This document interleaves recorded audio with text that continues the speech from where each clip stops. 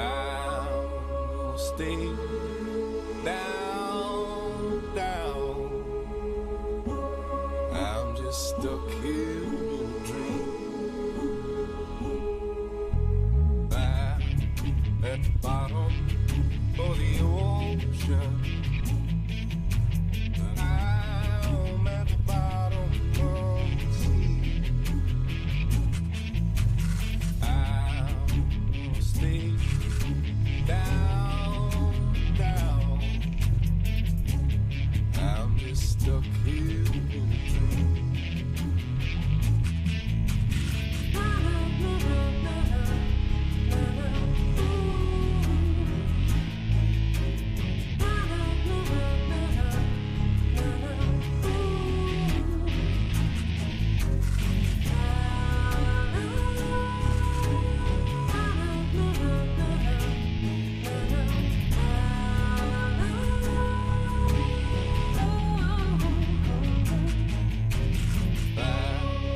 At the bottom of the ocean. I'm at the bottom of the sea. I'll stay down, down. I'm just stuck here in a dream.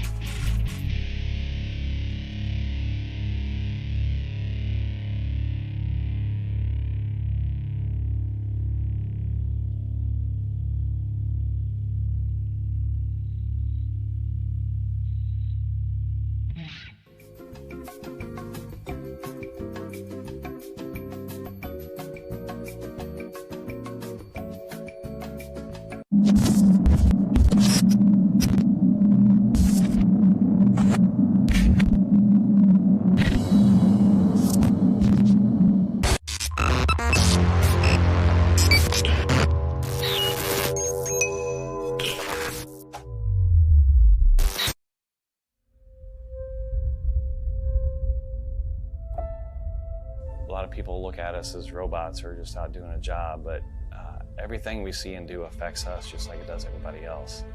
A lot of problems with first responders and veterans is that now we're in a battlefield that's very different. I've lost more friends to suicide than I did in combat, and it really hurts. When you push the human envelope to those maximum extents, physically, psychologically, emotionally, and spiritually, and then you pull that plug, nothing prepares you for the silence. Nothing prepares you for that void. You can't come that close to death without it having some effect on you. I'll never forget my wife telling me, you know, you're not the same Brett that I married. What War Horses does is it puts you in that environment to, in essence, look in the mirror. But that mirror's that horse. And that horse is going to tell you where you're at. You got to relax. You got to calm down. You got to slow your mind down and just think about this one thing, controlling that horse. The first thing we do before we get on a horse we breathe, to let go of everything. Let go of everything in your head. If I don't let go of everything, I cannot be present with the horse. It's magic. I just started crying. It was the first time in my life that I literally let everything go. Compassion, generosity, love, all of these things trickle back into what it is to be a human being. It's completely changed me. All the confidence I had lost, it started coming back working with these horses. They've given me my life back.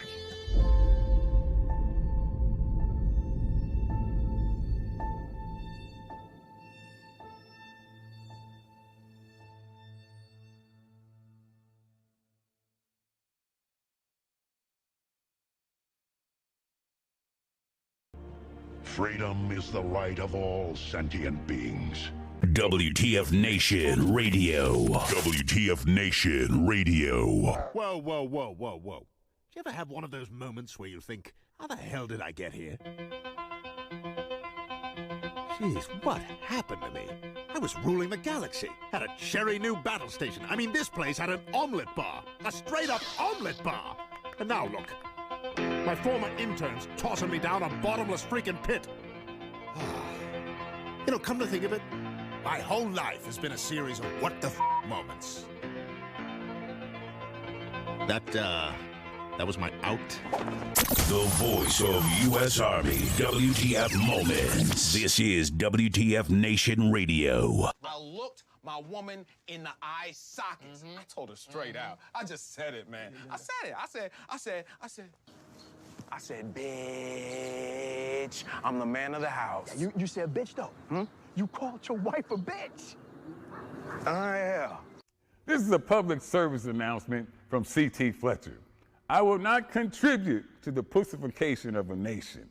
Get your punk ass out there and work for it, motherfucker. Let's roll.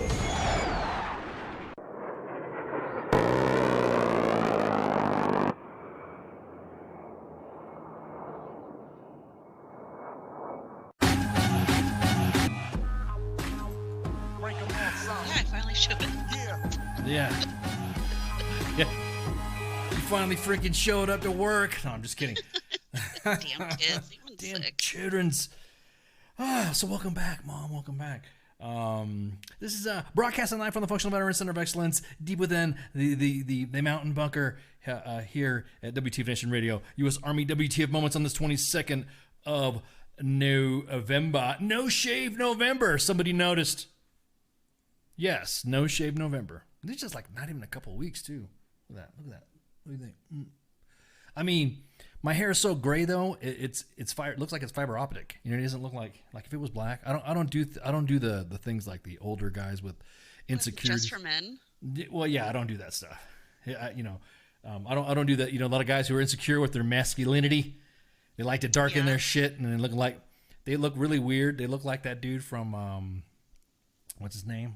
What the hell is that guy? What the hell is that guy's name from? God, I forgot his name. What was his name? Shit, the guy who does Kaboom and God, man, my mind is slipping. I had a good weekend. Old age. Yeah, exactly. No shave forever. Kurt, exactly, Kurt. Yeah, because you're retired. Exactly. I'm not. No, because like I said, I tried it before, and then remember you guys were making fun of me because because I was laughing. You guys were laughing at me when you saw me eating, and I had freaking hamburger stuff all over my freaking face. But anyways, yeah, I don't do that stuff. I look like Billy Mays, exactly. You got Billy Mays, wait, there's more. You know how it looked like it was just dyed fake? It didn't look real. You're just kind of like that. Exactly. Billy Mays here with some fake ass beard. I didn't do that. Some guy, like I said, I let it grow au natural. You know what I'm saying? Let it go gray out. I mean, because when it grows out further, obviously, like last year when I did it, you slowly start to see the dark coming in. But like I said, man, it looked like freaking, Santa Claus. You guys were calling me Tactical Claus, and you guys were volunteering me for all these freaking Santa Claus appearance. And I was like, man. You did look like Tactical Claus. I did. And everyone was like, holy crap, you grew on that quick. But anyways, so we got a guest tonight. First guest that I've had since I've been back on air. So it's kind of like crazy. So let me throw up the graphic here. Kurt Ballash from Ballash Woodworks. Now, we always at WTF Nation Radio and US Army WTF Moments, we always have veterans who want to show their wares. You know what I mean? And it is a real it's a good thing for veteran empowerment, and he's got a story to tell us. I don't want to like ruin everybody's story, ruin his story. I just steal his thunder. I'll let him do that. I don't do that piggybacking and behooving and caveating. Spanky listening. Spanky listening. Yeah, I don't want to have a snack fly behind the door or something like that because too far away from me. Exactly. Oh man. So what's been going on with the weekend? What's been going on in the news? You know what I mean? It's been pretty eventful. Yeah, it's very freaking eventful. On Friday Night Freedom, Cause covered the verdict of the Kyle Rittenhouse case, and all the, of course, the and the memes, meme fire. I appreciate you guys sending us the memes, but I did a test. I'm not saying I have burners, but we have a test account that we used, and it immediately was taken down. It was like, God, what's that thing called? What's that? God, see, I'm losing it. I've been out of whack for a long time, man. I've been like let loose. I've been just kind of like chilling, just kind of like things coming to my head. What the hell are we talking about? What's that meta? I was making fun of it last Monday when I called it feta. Feta. Yes, WTF Nation Radio will be in the metaverse. So this metaverse thing, it's like a simulation thing, and it is going to be freaking hilarious to see the how do I say? We're going to be in there. It's more. I'm going to be in there walking around the metaverse, laughing my ass off because apparently when you social media now has gotten so freaking stupid when it comes to what is outrage or not. It's now outraging is now numb. You know what I mean? You can't. I mean, some legit outrage. And it's the thing is that I think people are getting so tired of social media being so, I don't know, being a dead horse. They really are being that dead horse. You know what I mean? And they're trying to cancel everyone. Everything's canceled. Yeah, exactly that. Driving down the road, stop sign, cancel. It's because it's a stop sign that's telling you to stop. It's not letting you progress. You can't. You know what? They even canceled blue Harley Davidsons. I'm just kidding. Breaking balls on you, Harley Davidson. I'm still waiting for my blue bike. I'm sorry, you hear Harley Davidson in the background because anyways, but yeah, it just everything seems to be so canceled out. Everyone, I'm sure, in society, in today's world, and especially in this country, are getting pretty freaking tired of all the crying about everything now. To where it's now not. No one really reacts to it anymore. No, there's like, shut the fuck up and just scroll on and move on. Recruiter times, birds aren't real. Yeah, exactly that. Well, they aren't. They're government drones. Alex Jones going, those are birds. Their birds aren't real. Those are gay frogs. Blah, blah, blah. And then he gets all freaking butthurt. And then, speaking of which, he's gonna get subpoenaed for the January 6th commission. That should be interesting. I can't wait to see. I can't wait to see Alex Jones standing, testifying before Congress, just talking some shit. But anyways, I think everybody's gotten too interesting. Everyone's gotten too tired of the outraging of outrage. I mean, there needs to be an outrage of excellence, an outrage center of excellence. So we know what the hell is what the hell. Yes, correct. I was gonna say, if you guys are some individuals here, if you're not paying attention, obviously there is some sort of scheduling conflict right now because Kyle Rittenhouse is being interviewed on Tucker Carlson right now. To talk about what happened. So let's talk about. So we all of us here at WTF Nation Radio and U.S. Army WTF Moments, well, specifically the station because we were paying attention to it. We actually going to, yeah, exactly that, Dave. He's not going to freaking testify. He's going to grandstand. We went through the whole thing. We were watching court TV. We had 3 different monitors up. I acted like a juror. I assured that there was no MSNBC reporter following me to the coffee pot. So I was thinking, I'll be all right. But we watched it. Now, I mean, we all watched it, and if I was a juror, I would have said not guilty either. Yeah, same here. After you actually had the facts. Yeah, everything was yeah.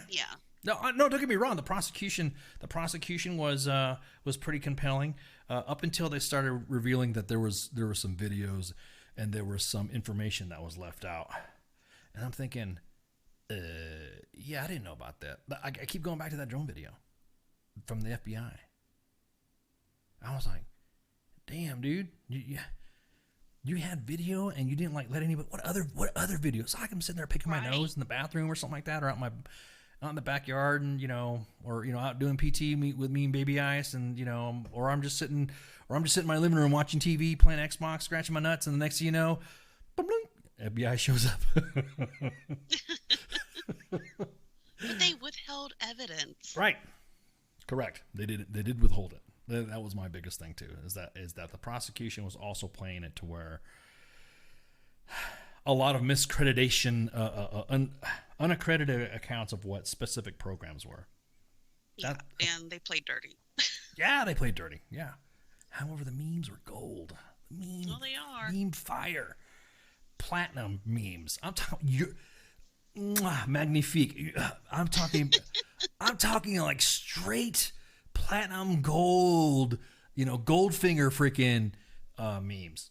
I mean, these were some quality ass memes that as soon as I posted up on the fake account, it was like, you've been banned for 30 days. I'm like, oh, I guess I guess you can't hashtag Kyle Rittenhouse is innocent or not guilty or whatever, or he didn't do anything wrong or whatever hashtag was, whatever. So after watching it, I was like, you know what?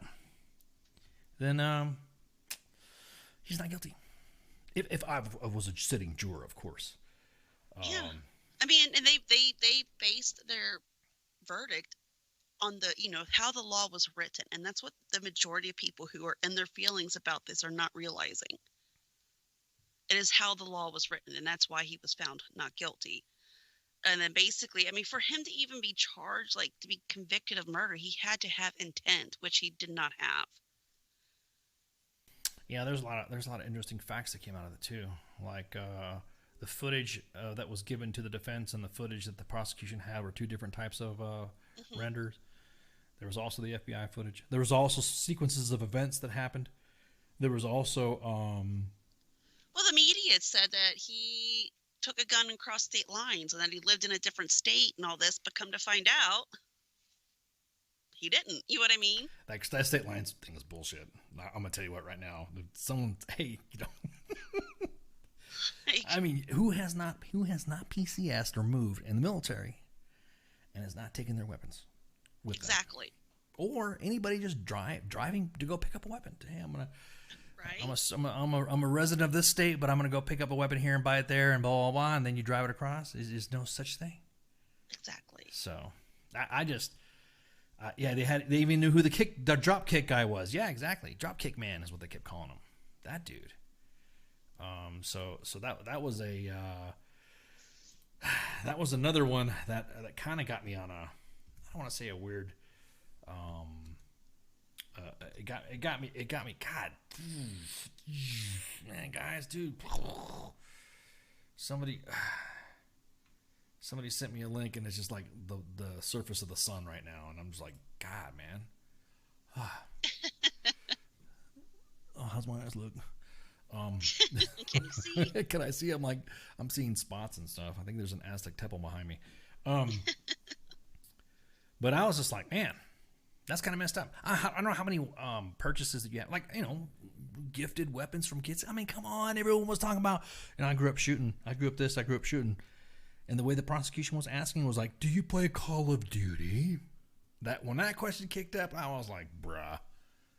Or their whole thing about him, why have you been silent? And I'm just kind of going, that's his Fifth Amendment right, exactly. dumbass. Fifth, I plead the Fifth. Well, not to mention the fact also that they were questioning his qualifications as a medic, and I'm thinking, or a fire cadet. Okay, look, in large cities, in large metropolitan cities, pretty prevalent across the country.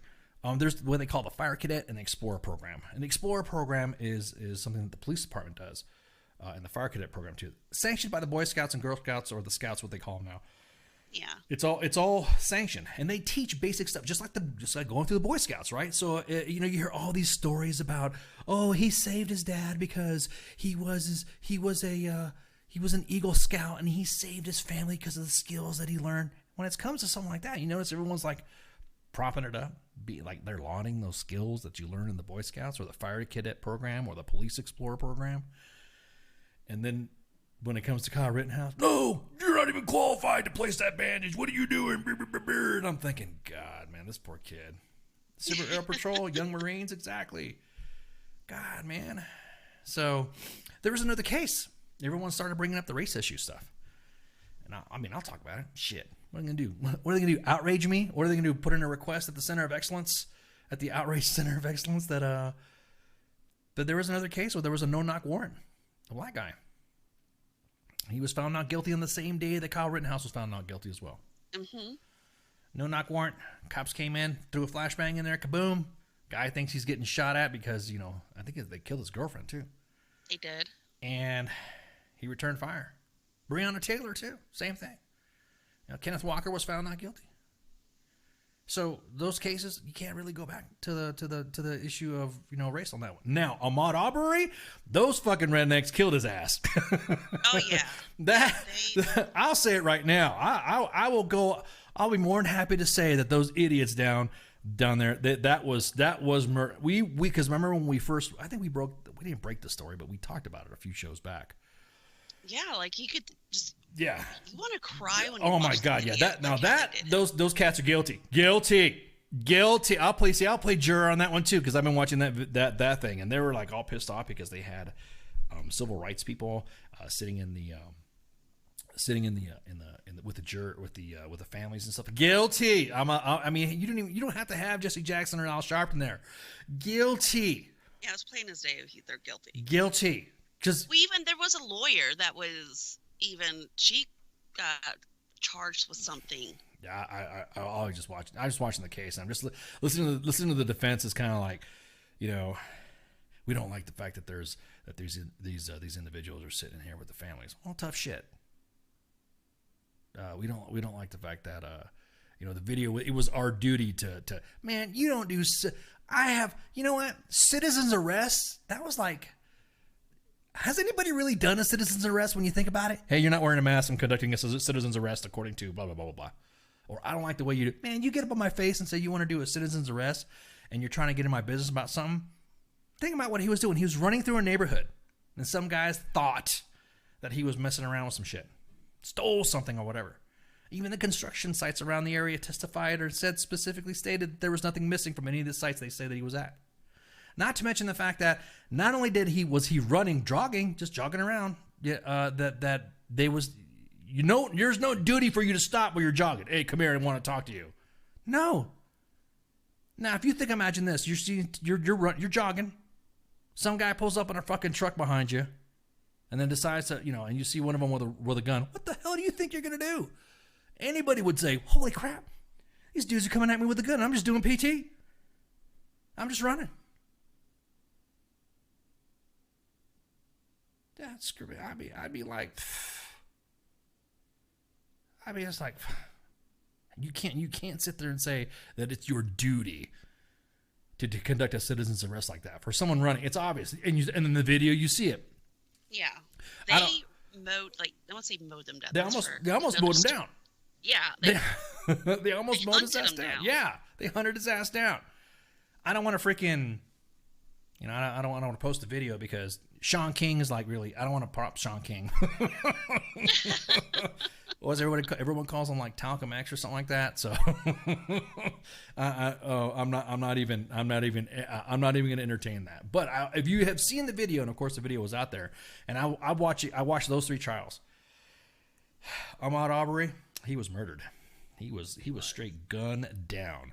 Anybody coming after you and chasing you, if you're running and you're running in a neighborhood and you're doing PT, you are not freaking obligated to stop.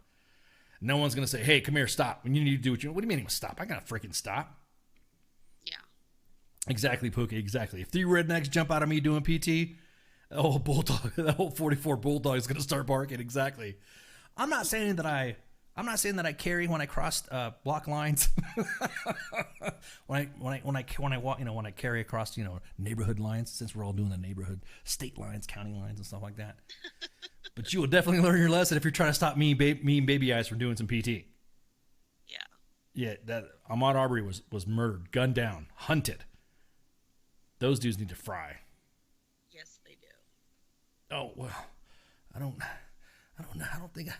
Oh man, you hearing this guy, dude? Like I said, I was watching some of that stuff, and they're like, man, they were, yeah, exactly that. I was like, I don't even want to see that freaking video. No, it's pretty gross. It's sad. Those men knew what they were doing. Oh, hell yeah. Oh, yeah. That was hella wrong.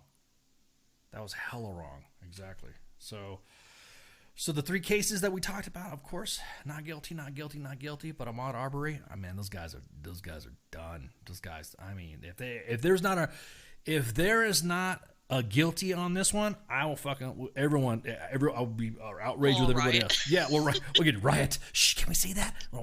Everyone's been saying that I've been inciting shit anyways on social media, so I better be quiet. Don't say BURN. Yeah, what? Wait, hang on, I don't want to. Yeah, because I don't want to say I'm gonna riot too or some shit like that. I mean, think about it, because I think we've seen enough of riots though. But I'm just that would be so messed up. That would be a miscarriage of justice if there was a not guilty case in the Ahmaud Arbery case. Sorry, those guys are guilty. So I know everybody's watching Tucker Carlson right now because we're on the same time. I'm not trying to say that I'm against Tucker Carlson or we have different types of views. I'm not a big fan of him. I'm not really, but I guess okay. He got the scoop. He got the interview. Touche, Carl. I was gonna call him Carl. Touche, Tucker Carlson. You got the scoop on that. Don't worry, because we're trying to get Kyle Rittenhouse too. So then we'll see. We'll shoot the shit. I think some friends that I know were like gonna give him a rifle or donate him a rifle or something like that. So wow, isn't that cool? So yeah. Now here's a tidbit of information. Yeah, exactly, Pookie. It's Fox. When Fox came out for, I think back in I guess 1995 or something like that. I'm gonna date myself. It wasn't bad because it wasn't the standard droning.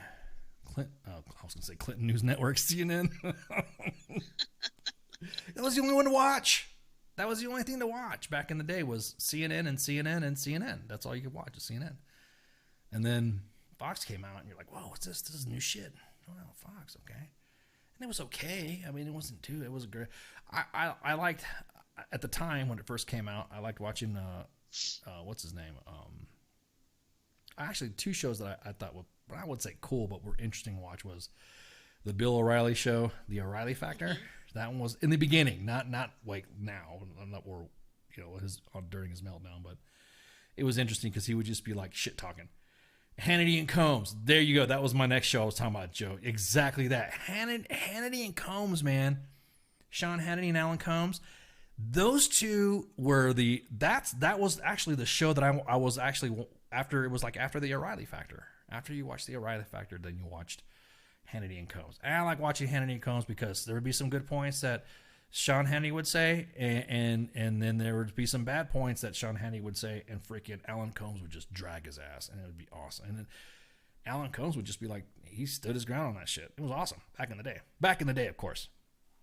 Now it's just like, I don't know, man. It's just... Well, they can't really even sit and discuss anything anymore. They're trying to overtalk each other. Oh my God, there's not... Can I finish? Okay, I finished. Tony Stowe. Tony Stowe was actually a great newsman. Tony Stowe was a really good, Britt Hume is still, I think, part of the team, right? I don't watch Fox much, you know what I mean? So I don't know. I don't think Britt Hume is, I don't know. Britt Hume is still there? Because now we're on more platforms, so I gotta like ask that question out there. Like Blink if you're listening. Yeah, Blink if you're listening. Britt Hume, if you're on Fox, quick, you want our job at WTFNR Radio? We got cameras now. You could come on, just freebie or something like that, freelance some shit. But yeah, and then it got really weird, and then it got like freaking like angry stuff and shit. It just got really angry, and you're like, that's what kind of turned me off. Is like like you said, there was no discussion of anything. There was no discussion of how anybody, used to like Glenn Beck, but now he's a tinfoil guy, bro. Yeah. There were some projects. There were some projects that I'm not saying that WTF Nation was involved with, Glenn Beck, but there were some projects that had sort of kind of some ties to it. It didn't work out, but didn't fall through. But this is back in the day.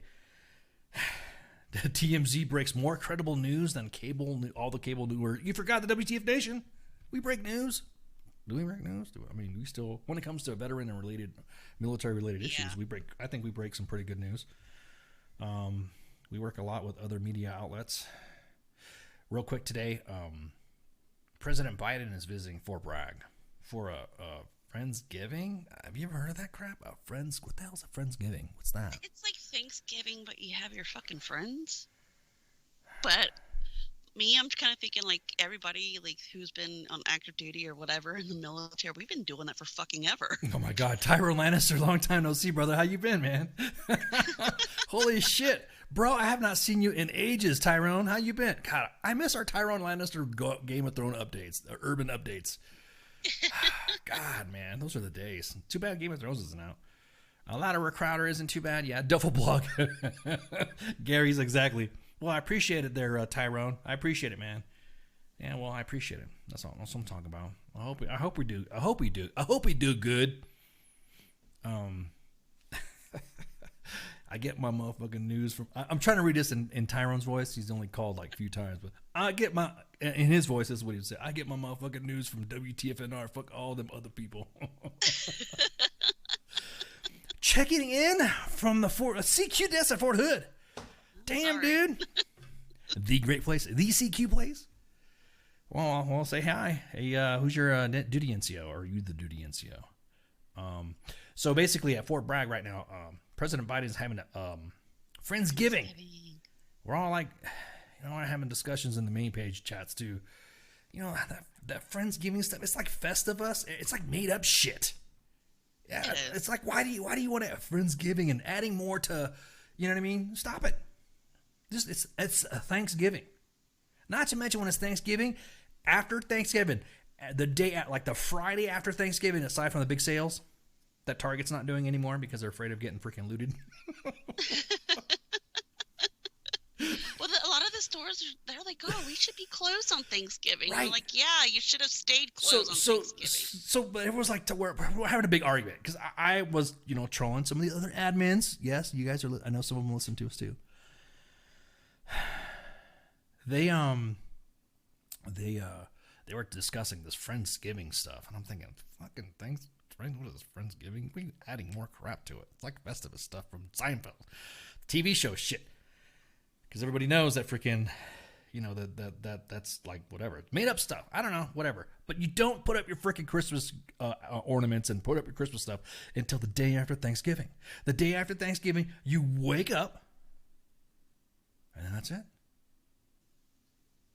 Then you freaking go and enjoy your freaking, the rest of your weekend. Put up your Christmas decorations. Then you do the family thing. Oh, look, here's my tree. Look at my tree. Do your selfies with your family and your trees and stuff. Yeah. Put all your Christmas lights and your inflatable stuff that you get from Home Depot or Lowe's. I'm not plugging them, but I'm just saying that's where I usually get some of my stuff. So why you want to put that stuff up? You know what? For every time you set every person that sets up a Christmas decoration before Thanksgiving, Santa shoots an elf. Well, I guess he's shot a lot of elves because I decorated my parents. Exactly. He has some shotgun in the woods. I was wondering why when me and Baby Ice were running in the trails this morning that there was little hats and stuff like that. And screw that.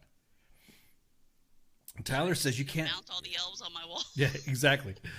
So anyways, I know I digress from the visit of the meaning of Friendsgiving, but President Biden is visiting the troops at Fort Bragg for Friendsgiving dinner, Thanksgiving dinner, I guess, because obviously this is a short week.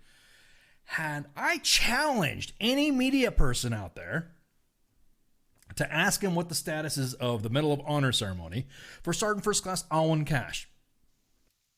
Yeah, like what the fuck is going on with that? It has been almost a year since the bill passed to extend the period of time for his award to get pushed through.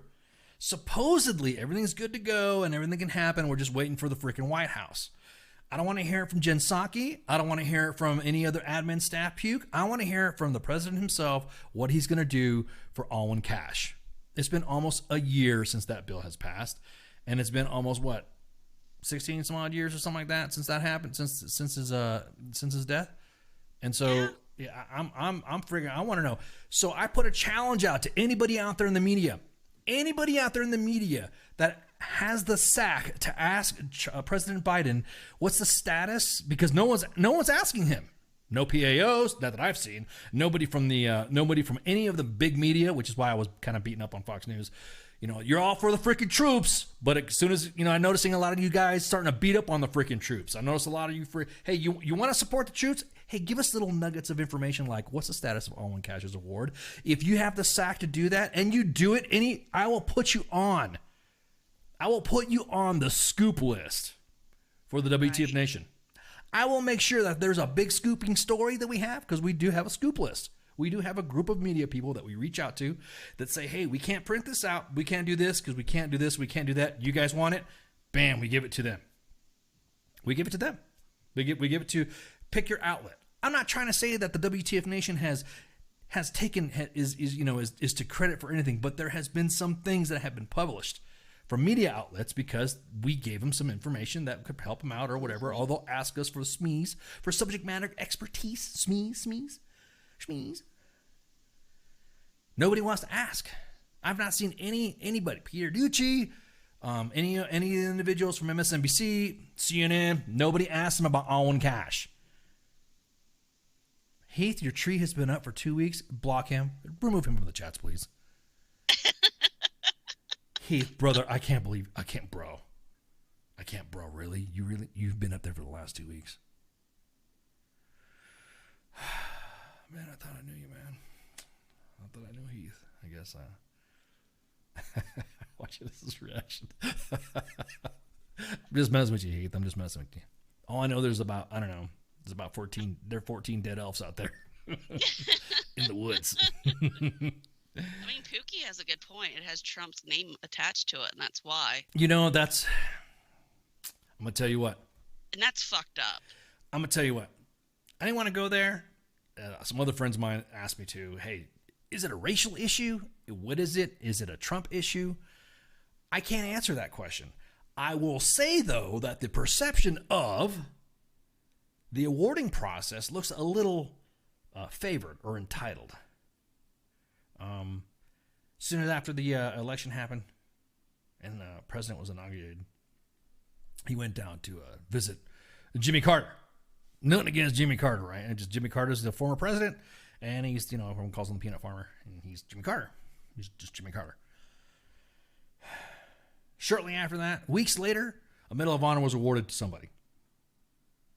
That was it. It was like that quick. So everyone was thinking, well, holy shit, if he's awarding a Medal of Honor for this guy, we'll award another Medal of Honor for Alwyn Cash. Should be coming up, right? Everybody was waiting on it. Anticipation to include the people that were working on it, on the part of the congressionals, and stuff like that. What's up with my which ones? On my left arm? Wait, right. Yeah. Well, that's Heath said that's a body count. 1, 2, 3, 4, 5, 6, 7, 8, 9. Ex-wife? No, I'm just kidding. It's a sentimental tattoo. That's what it is.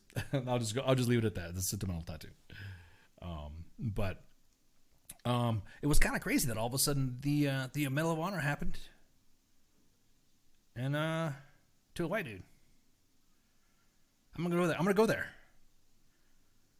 I don't think there's been any answer to anything that has to do with fucking D. Treasy. It says narcissistic. That's what he said. My tattoo says this is narcissistic. Anything that has had D. Treasy's touch to it, I think everybody needs to, and that's a lot of reason why there's a lot of discourse about stuff like that. People can't get over that he was elected, right? People can't get over that he was the president. So naturally, everyone's going to have a certain personal attachment to not doing something or wanting to do something. So I'm just kind of like, dude, I just want to see the award given to his family. That's what I want. I don't play your fucking politics all you want. I'm not interested in that shit. It's not about like who fucking signed it or whatever. It's about the award and the person receiving it posthumously. No, that's what's happening right now, man. The Army's getting like that. I. Because I did this. If you want to see a bunch of I's, look on Twitter and see how many leaders, well, not a lot of leaders, but individuals that say I a lot. And they called you Biden. They called you the worst president. Carter said yes. So Biden said, "Hold my beer. Hold my beer. Here, I'll hold your beer." I thought it said jalapeno cheese spread.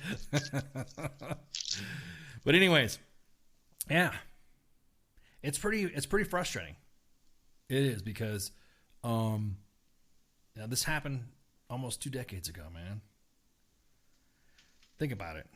This happened, all this, everything, a lot of this push, by the way, this change to the bill was a bipartisan effort led by Representative, Stephanie Murphy. Mm-hmm. She's not a Republican. She's not independent. She's a Democrat. And she pushed that. She was one of the spearheaders. She's testified on the floor. A lot of congressional staffers that we've seen and through the WTF Nation working on it, a lot of them have been watching, they were the ones that were participating. And I saw there was not a smidgen of politics in this. Nobody said because of D. Treasy. Nobody said because of Biden. Nobody said because of Clinton. Nobody said because of Obama. Nobody said because of, Bush. Nobody said anything about this, about Alan Cash getting the award. I think my house is on fire. Just kidding. I'm just hearing fires. There were some fires and stuff. But now, so again, it gets frustrating to me. Then, like, look, get over yourself. Stop being freaking petty and award this. So again, any media member of the media, yeah, you get the scoop. If you ask the president to his face on an interview, like, on the spot, hey, what's the status of Sergeant First Class Alwyn Cash? Somebody has to ask him. This is getting old. This is getting done. Because I guarantee it, if you're already the military is already getting beat up by a bunch of individuals who think they know more than whatever. So the media is turning on the military. Pundits are turning on the military. I don't know why, but it's just frustrating, man. I get freaking like, God, I can't believe this. And everyone's like, I got a scoop. I know what's up. I know what's happening. Oh, really? What's happening? What is it? Is it the award? Yeah, I think it might happen. All right, cool. And the next thing you know, the day passes. I'm like, all right, what happened?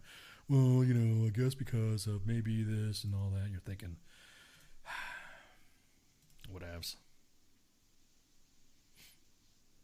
Science telling me that the system isn't 12 up and 4 down, has been for a long time. It's just been, dude, it's been digged up. The regulation says specifically that it was changed that there will be no accordance to rank. There we go, right there. Thank you for that update. God, I'm looking for that bright sun. Brown. Jeez, it is fucking bright. I was like, holy shit, my room's all nice and dark and shit in here, my little studio here. So, former district attorney in Georgia has been charged with allegedly interfering with the arrest of a man, blah, blah, involved in the 2020 shooting death of a 25-year-old Ahmaud Arbery. Former Brunswick District Attorney Jackie Johnson has been indicted on charges of violating her oath as public officer and obstruction of police officer. Yeah, exactly. Oh. So that down there is definitely a good old boy system. Oh my God, you ain't lying. Oh, I didn't want to sit there and start throwing the standard, typical, mentality down there, but we don't talk about that yet. You know what I mean? That whole freaking mentality down there's, oh God, it's disgusting. Yeah.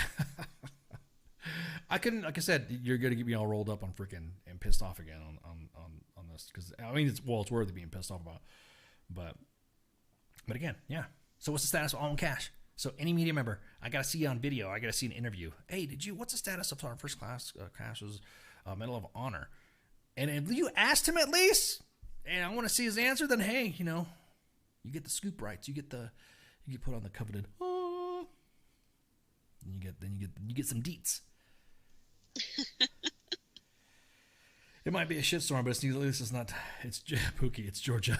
The same shit happens in South Carolina. Oh my God, South Carolina, exactly, man. There's some drama that goes on there too. Yeah. I know dealing with some stuff down there. Yeah, it can be pretty messed up. So speaking of drama, it seems like Wisconsin's still having drama over the weekend besides the trial. Yeah. There was a parade, a Christmas parade, and some dude busted through the barriers and drove his red SUV and mowed people down in the parade. And I think right now there's like 5 dead and I think like 30 injured or something like that. Yeah, I mean there's little kids injured. Yeah, I mean we're talking. There's some kids that were sent, and everyone immediately. I'm gonna tell you what, a lot of the stuff that's been going on and pushing rhetoric about what happened with Kyle Rittenhouse was pushed onto this event. And this was somebody made a comment on social media saying that it was it's you could just say self-defense. The driver's probably going to say self-defense, like excusing that shit. Little kids and grannies, that's right, dancing grannies. Let me tell you what. I mean, those are 2 separate incidences, and for you to get onto your freaking political high horse, I know there are some political people and some celebrities talking about all this stuff. They were talking about Kyle Rittenhouse and saying that he's a little white supremacist, and there's no this, and this. And even though there was like, I don't know, have we seen any legit digital proof that this kid was a white supremacist or had white supremacist tendencies or something like that? Whether you make that difference or not, those individuals immediately were completely silent when they found out the driver of the vehicle was black. Everyone shut up on that. Everyone was like, well, immediately started saying, well, now the driver can say it's self-defense. I'm going to say, you just said that. You're a piece of shit. I'll say it. You're a piece of shit. Yeah, because he had intent. Right. There was a presser that just came out right before the show, and I was going to grab, but I didn't have enough time to get some of the footage. But there was a presser that was released, and it was you can totally tell that the police chief was pretty shook up, and you can also pretty tell that everybody else was, hang on, who's this? Hang on, we got a phone call. It's a long time since we had a phone call. What am I missing? Am I missing somebody? We got a phone call. Oh, I guess they hung up. Damn, somebody was probably gonna make some commentary. All right. Yeah, exactly, man. Yeah, there's plenty of video out there, but what I'm saying is that the little shit talkers talking about karma, a little shit talkers talking about, hey, this is what happens, this is what you get. Well, it's Wisconsin. What do you expect? Blah, blah, blah, blah. I'm like, God damn, really, dude? They don't care about you then. No. And then we wonder why there's divide and drama. You had to make your little snarky little comments, right? You had to throw in your little jab because you got butthurt, and you throwing some out because you seen the memes about Kyle Rittenhouse. Totally different events. Yeah, those people had nothing to do with the case. Yeah, exactly. WTF Nation Radio, you're on the air. Who dis? Hi, Ken. It's Ty. I just wanted to say Happy Thanksgiving. Oh, well, thank you so much. Oh, happy Thanksgiving. Happy Thanksgiving. Happy Thanksgiving. All right, sweetie. Thank you so much. Bye. Bye-bye, sweetheart. Oh, that was adorable. Aw. So, I got fans. I got little Julios. Little Julio fans. Thank you so much, sweetie. That hit the spot. Oh, now I'm blushing. Oh, man, I got to put my head down off the camera because I'm blushing. I'm getting all verklempt. Talks among yourselves. What's going on? Man, kids. Nice has a soft spot. I got a soft spot. I got a little soft spot. Sorry. That was adorable.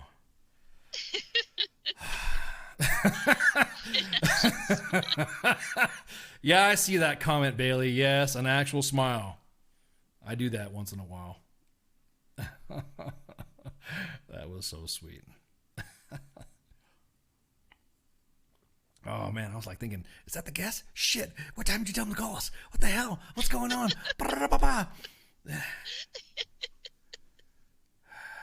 Man. Ugh. Anyways, thank you so much, sweetie. That was sweet. Thank you so much. That made my day. Well, I can't be angry now. No, you can't. Like, I was like, no, stop it, kid. Why are you doing this to me? Stop. He's got feelings. What are you doing? Man, that was so sweet. God, I don't know what to say now. Man, for the first time in my life, I think you got me. I'm a loss for words, I guess, huh? That was so sweet.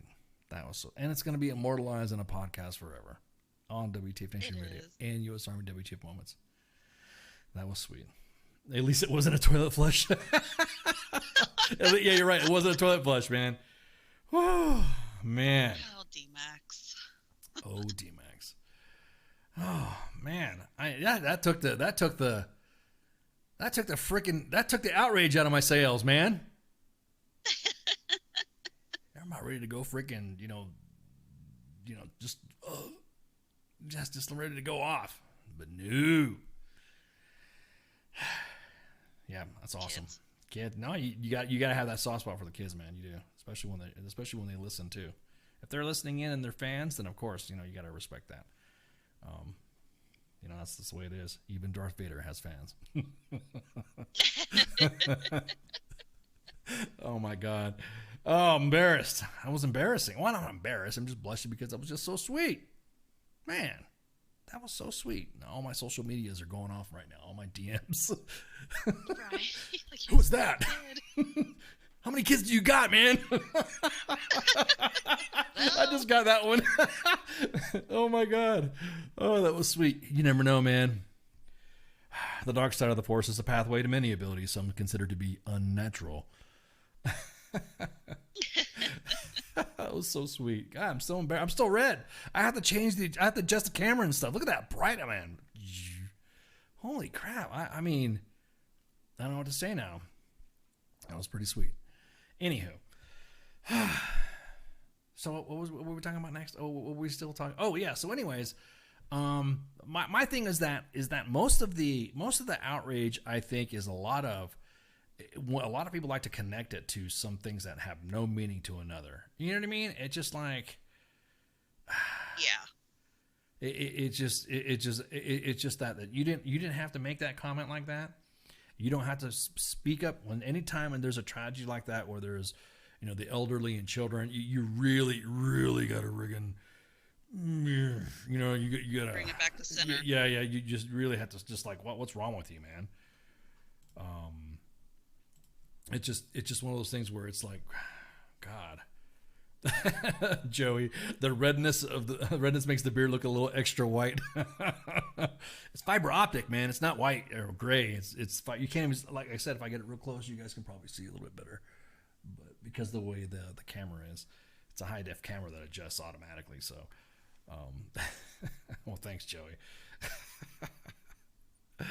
But now I think there should be no connection. You should not be making. You're like, oh, that sucks. That's unfortunate. Blah blah blah blah. But immediately after something happened like that, immediately the social media storm was going off that people were saying, oh well, you yeah, that's what it is. It's because of karma, or it's because that's what they get. You were, if you're trying to say that you're trying to be a unifying portion of society and you're making comments like that, you're not really unifying, aren't you? As a matter of fact, you're not. You're actually adding to you're already adding to dumpster fire. The dumpster fire. Exactly that. Now, don't get me wrong. I enjoy a good dumpster fire. I mean, I have some. I do. I'm not saying that I'm I don't want to sound like the Joker. I'm an agent of chaos or something like that. I like some men just like to see the world burn type of stuff. Gaslighting. Thank you, man. I watched a lot of movies over the weekend too. So one of them was The Dark Knight because I love Heath Ledger. And then Yellowstone. You've been watching freaking Yellowstone, man.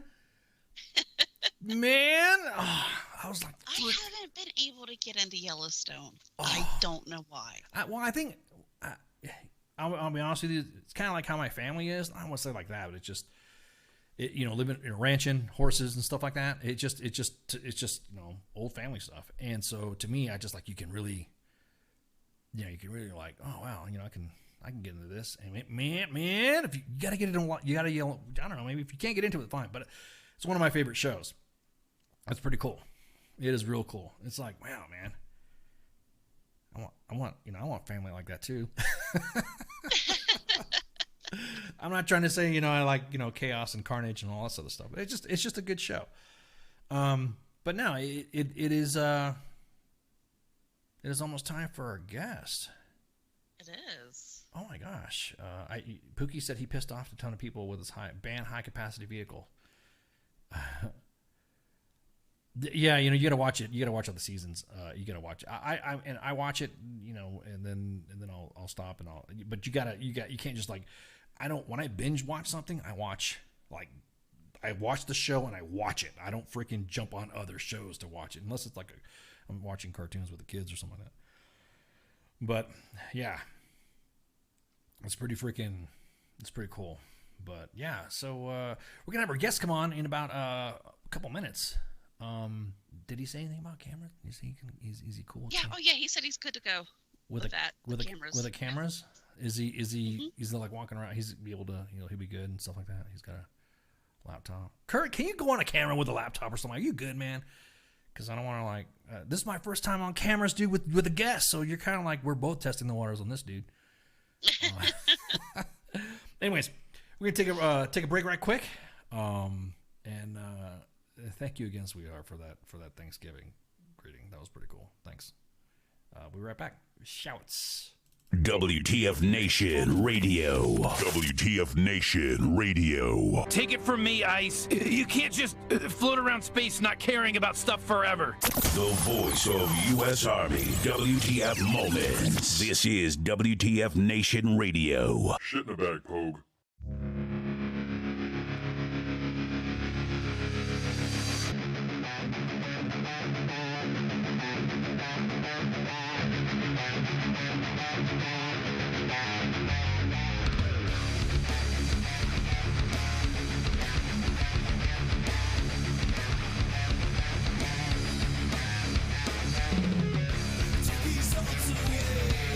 Nothing feels the same. Let it all be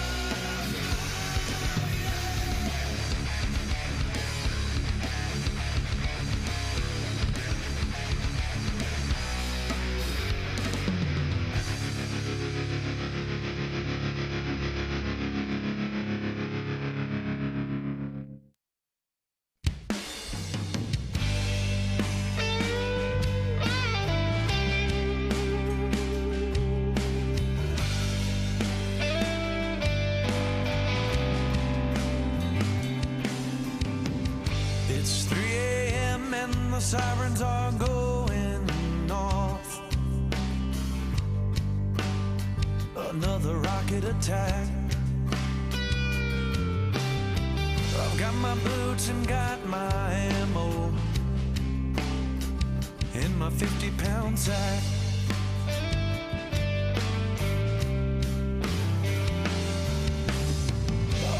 Boys headed to war in this world unknown.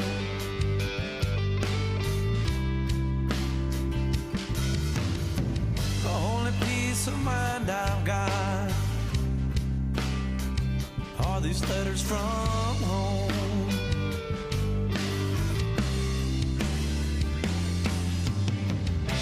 Another day has come and gone. Another night I'm all alone. I didn't think I'd be this far out here in Kandahar.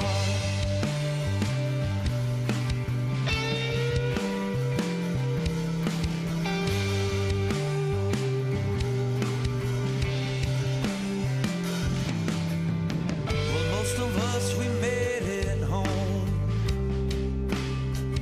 but we never came back.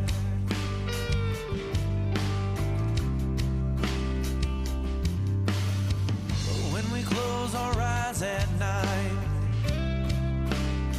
we hear a rocket attack.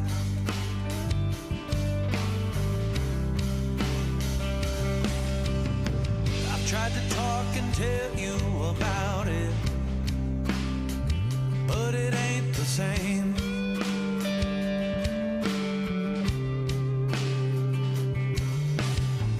All these thoughts that run through my head, well, they can't be tamed.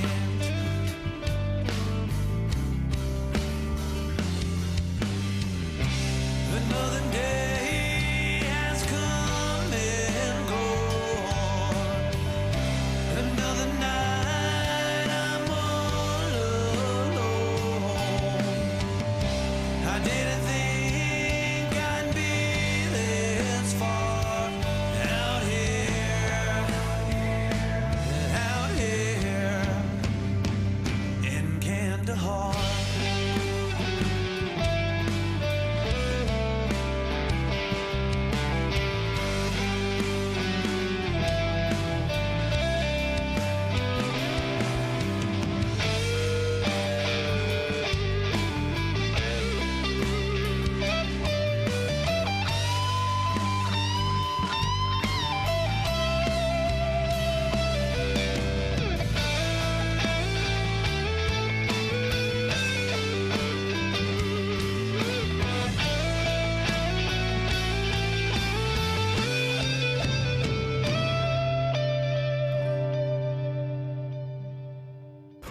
Another day has come and gone.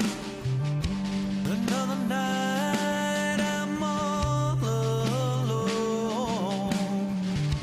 I didn't think I'd be this far out here. We ain't far from Kandahar.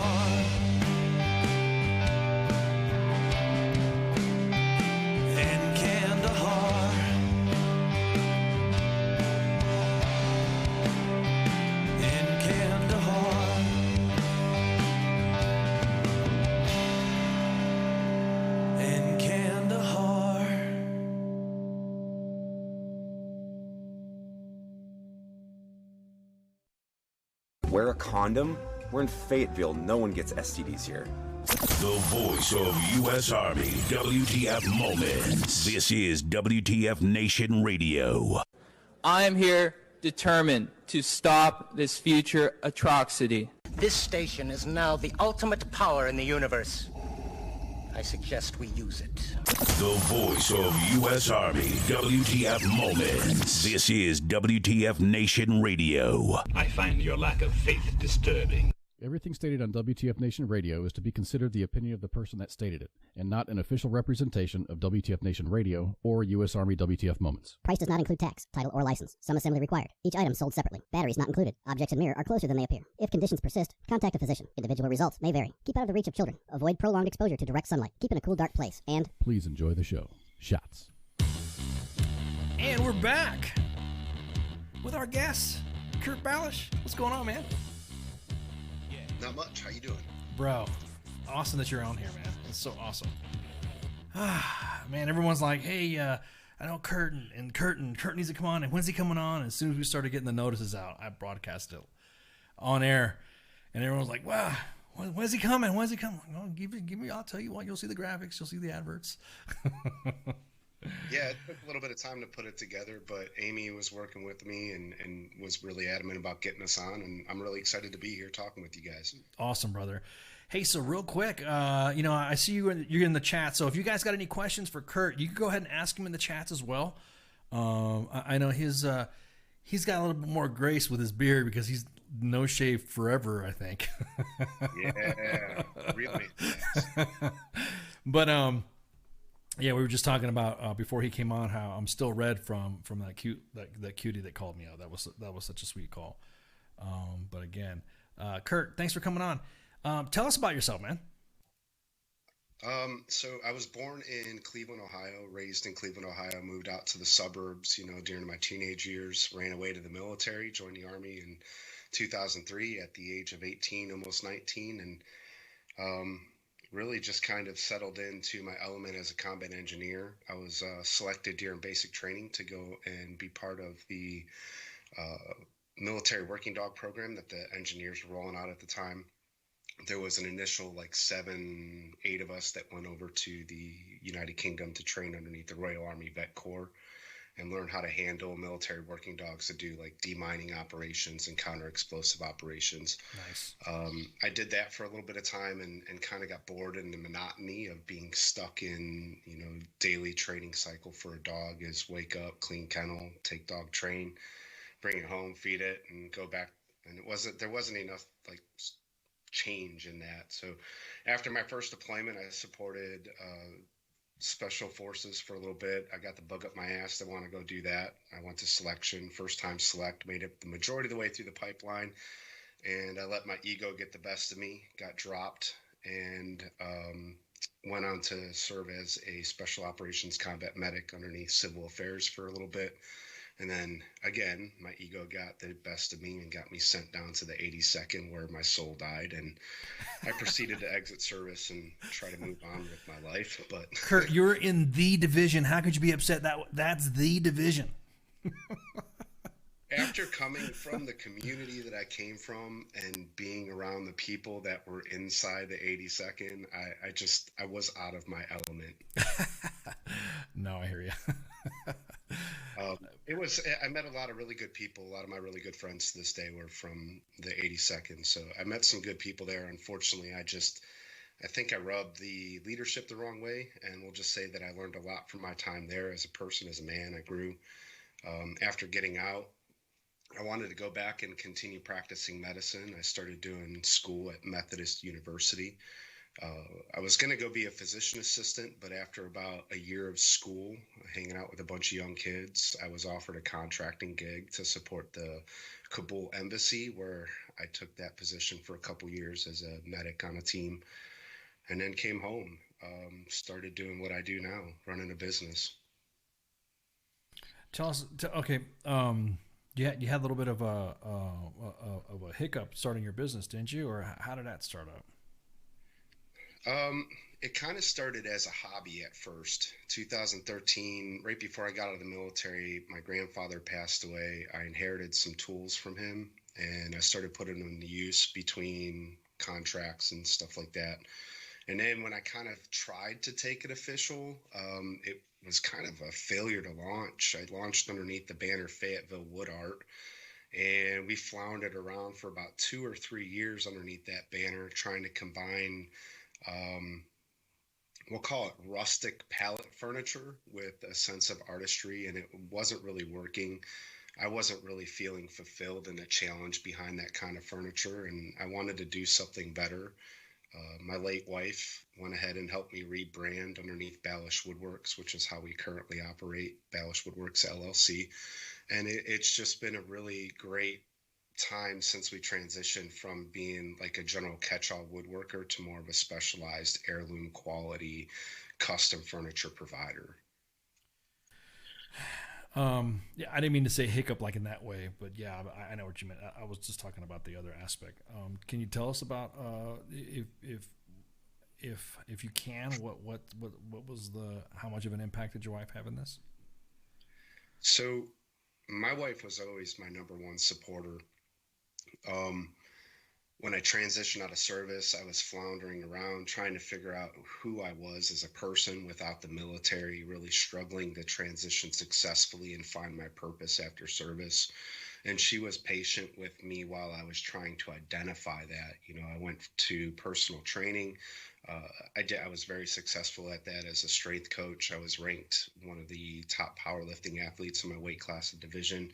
In my bench press, I had a lot of really good success there. And then I tried doing like roofing inspection and getting into like the construction side, getting more active with my hands. And then when she seen the relief that I got from woodworking, that sense of fulfillment out of creating things, she really pushed me to try to follow that through and try to push me and give me the time, you know, supporting me, where she was the primary breadwinner for the house for a few years while I was trying to get things rolling. You know, even while I was contracting, you know, we were saving money and we were stashing things away so I could step away from that at the end of it. We planned to do it a couple of years, but so on top of being my number one supporter, she was also the we'll call it the catapult into the success that we found today. You know, she simplified our brand. She made it really clear with the way that our website is designed on what we truly offer our customer. It's quality heirloom furniture that you'll be able to pass down proudly to the generations that follow you. You know, she was there she photography. She took the picture that you guys used on the image for the advertisement for WTF Nation Radio for this episode.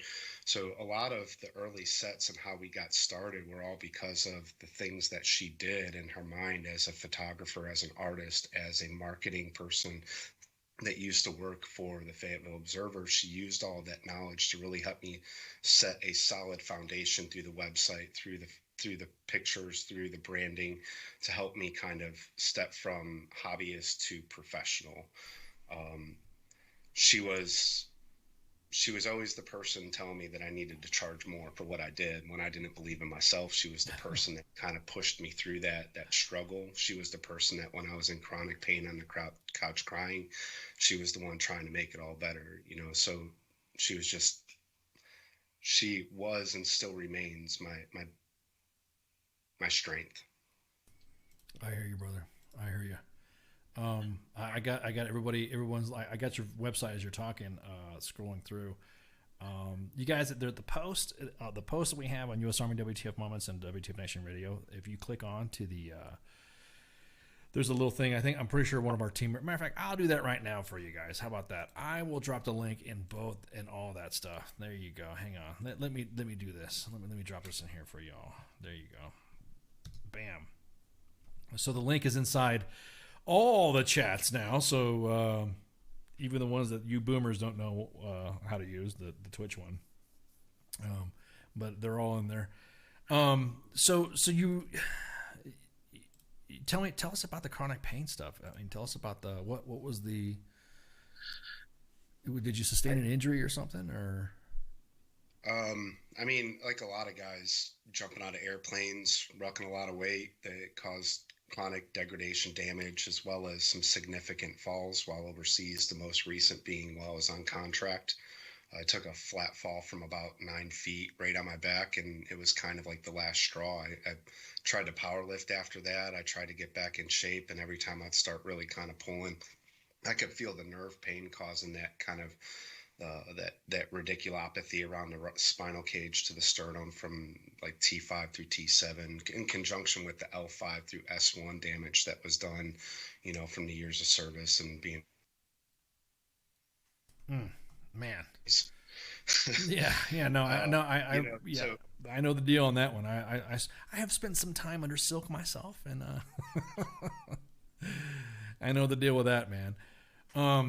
I got everyone's like everyone's like loving your work here. I got your Facebook page up too. So tell us what was it that got you? You said it's bigger than me. What can you talk about? The Ballash Woodworks was the woodworking side of things. The relief all comes from kind of being, when I was sitting on the couch crying in pain, I had a decision to make. I came back from a veterans retreat down in Texas, and I came back from that as like, I'm going to be in pain regardless. Chronic pain was part of my life by that point. And that if I'm going to have a pain, that I need to be working towards my purpose, which I felt every time I would go in the shop that woodworking was my purpose.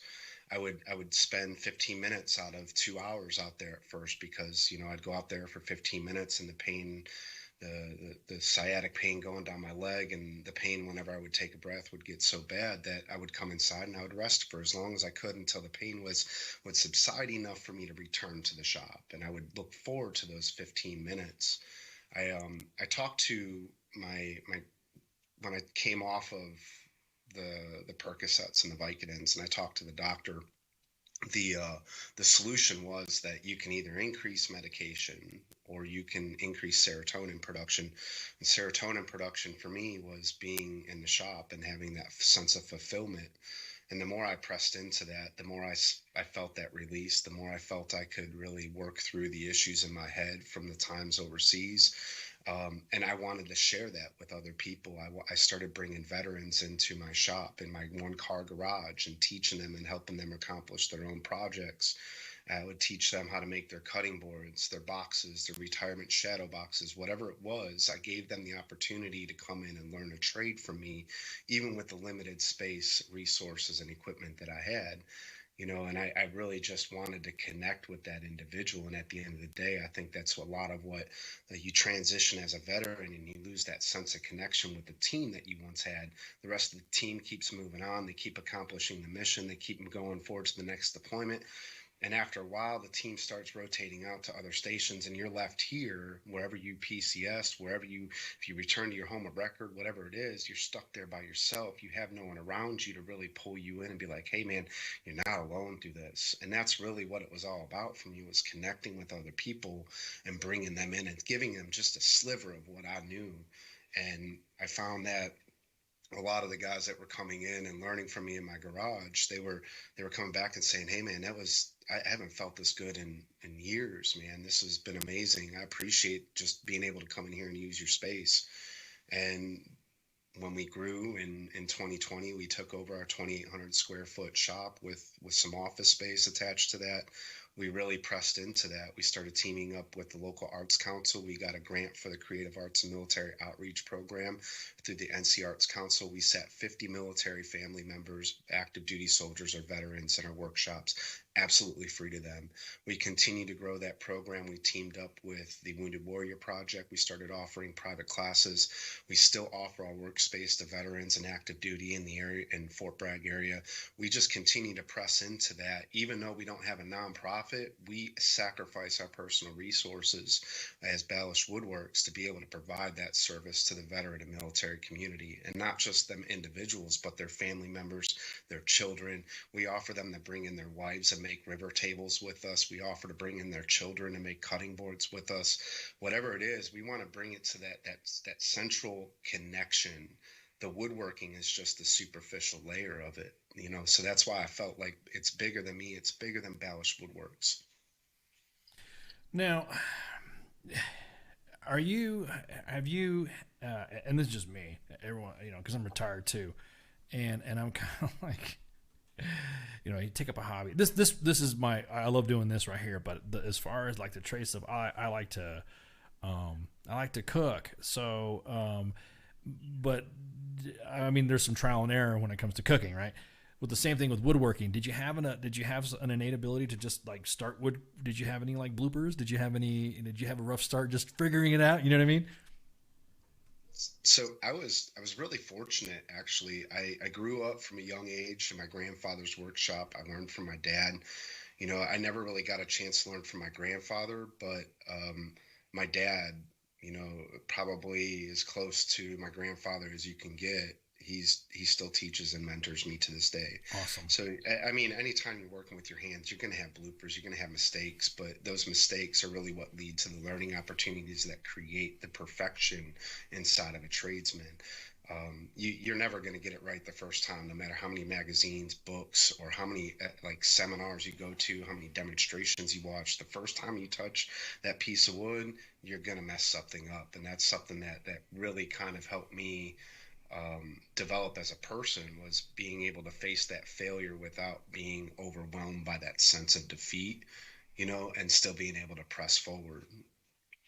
No, it's my thing is the patience factor too. How can you gauge your level of how much of patience or frustration or being pissed off? Yeah, I'll tell you, I can quantify that by the way that I respond to my daughter. You know, when I would come home from overseas and I was used to being angry to do what I had to do over there, and coming home and just being ready to look forward to the next door, like the next time I got out the door. Right. You know, I would sit back, I would just listen to the situation kind of get more chaotic until it got too chaotic, and I would hyper react.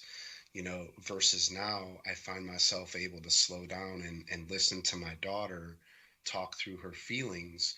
And even if there's something that I'm doing to upset her, you know, not taking it completely personally and getting defensive, but being able to talk through how I can do better as a father for her, especially now that, I mean, she doesn't have anybody else. It's just me. Yeah, I know it's a touchy subject to discuss, man. But sounds like she's like, brother. It just sounds like to me she was an awesome woman. You know what I mean? She's seen everything good in me before. The person that helped me come back from a really dark place when I was transitioning out and I lost a sense of everything that who I was. And I mean, there's some people out there in your audience that may not know why I'm speaking about my wife in past tense and speaking so highly of her. And I'll take a moment. Go for it. Last March, I lost my wife to a heart attack. It was spontaneous. There was no indications. My wife was the epitome of health. Daily multivitamins, health monitored by a doctor every 6 months. Very, very meticulous about the way that she took care of herself. So it was a big surprise when I go to the shop to prep to work on a project with her, and I get a call from my daughter saying, "Mommy's not waking up." So I rushed home. I did my best, you know, as a medic in the military. I did what I knew how to do. I almost panicked. And then I realized what I had to do. And, you know, it was looking good for a while. They went from not having a rhythm, having a systole on the monitor when they showed up, to getting VTAC on the monitor, to restoring a pulse. And then there was just, the brain damage was too extensive because of the time that she was without oxygen and adequate perfusion from her heart attack. So I lost my wife last year. I lost my partner. It was 3 months after we grew into the new building that we were in. So here I am as an adult, as a man, as a husband, as a father, and she helped me create what Ballash Woodworks is today, the success that it's become because of all the people on my team. And she don't even get to experience it firsthand with me. I don't even get to share that with her. So sometimes it hurts. I hear you, brother. I hear you, man. Now that we're through that. I mean, I mean, I know what it's I know what I don't want to say I know what it's like, but I know that it's hard. But in a way that her Ballash Woodworks right now is her spirit will live on with it. You know what I mean? It's one of those. I could look at it right now, knowing that just by knowing your story and knowing what has happened and knowing some of your work, that her spirit, her spirit will go with every piece of work or every piece of mentorship that you give to a veteran. You know what I mean? Yeah. So we actually, when she passed, we teamed up with another local veteran business that does screen printing and T-shirt production. They had T-shirts made. We went and took one of the logos, the one that I'm wearing in the picture from your guys' advertisement with the beard hat and the Ballash Woodworks in there. Yeah. Solidified that image, and we actually had our signature put into the hat. So every time we sell a T-shirt, every time we give away a sticker, Jamie's name is going with that T-shirt, with that sticker. Exactly, man. Across the United States, everywhere that we go, she's there with us, and it continues to baffle me how much we've grown in the last 2 years through COVID shutdowns, through restrictions, through everything.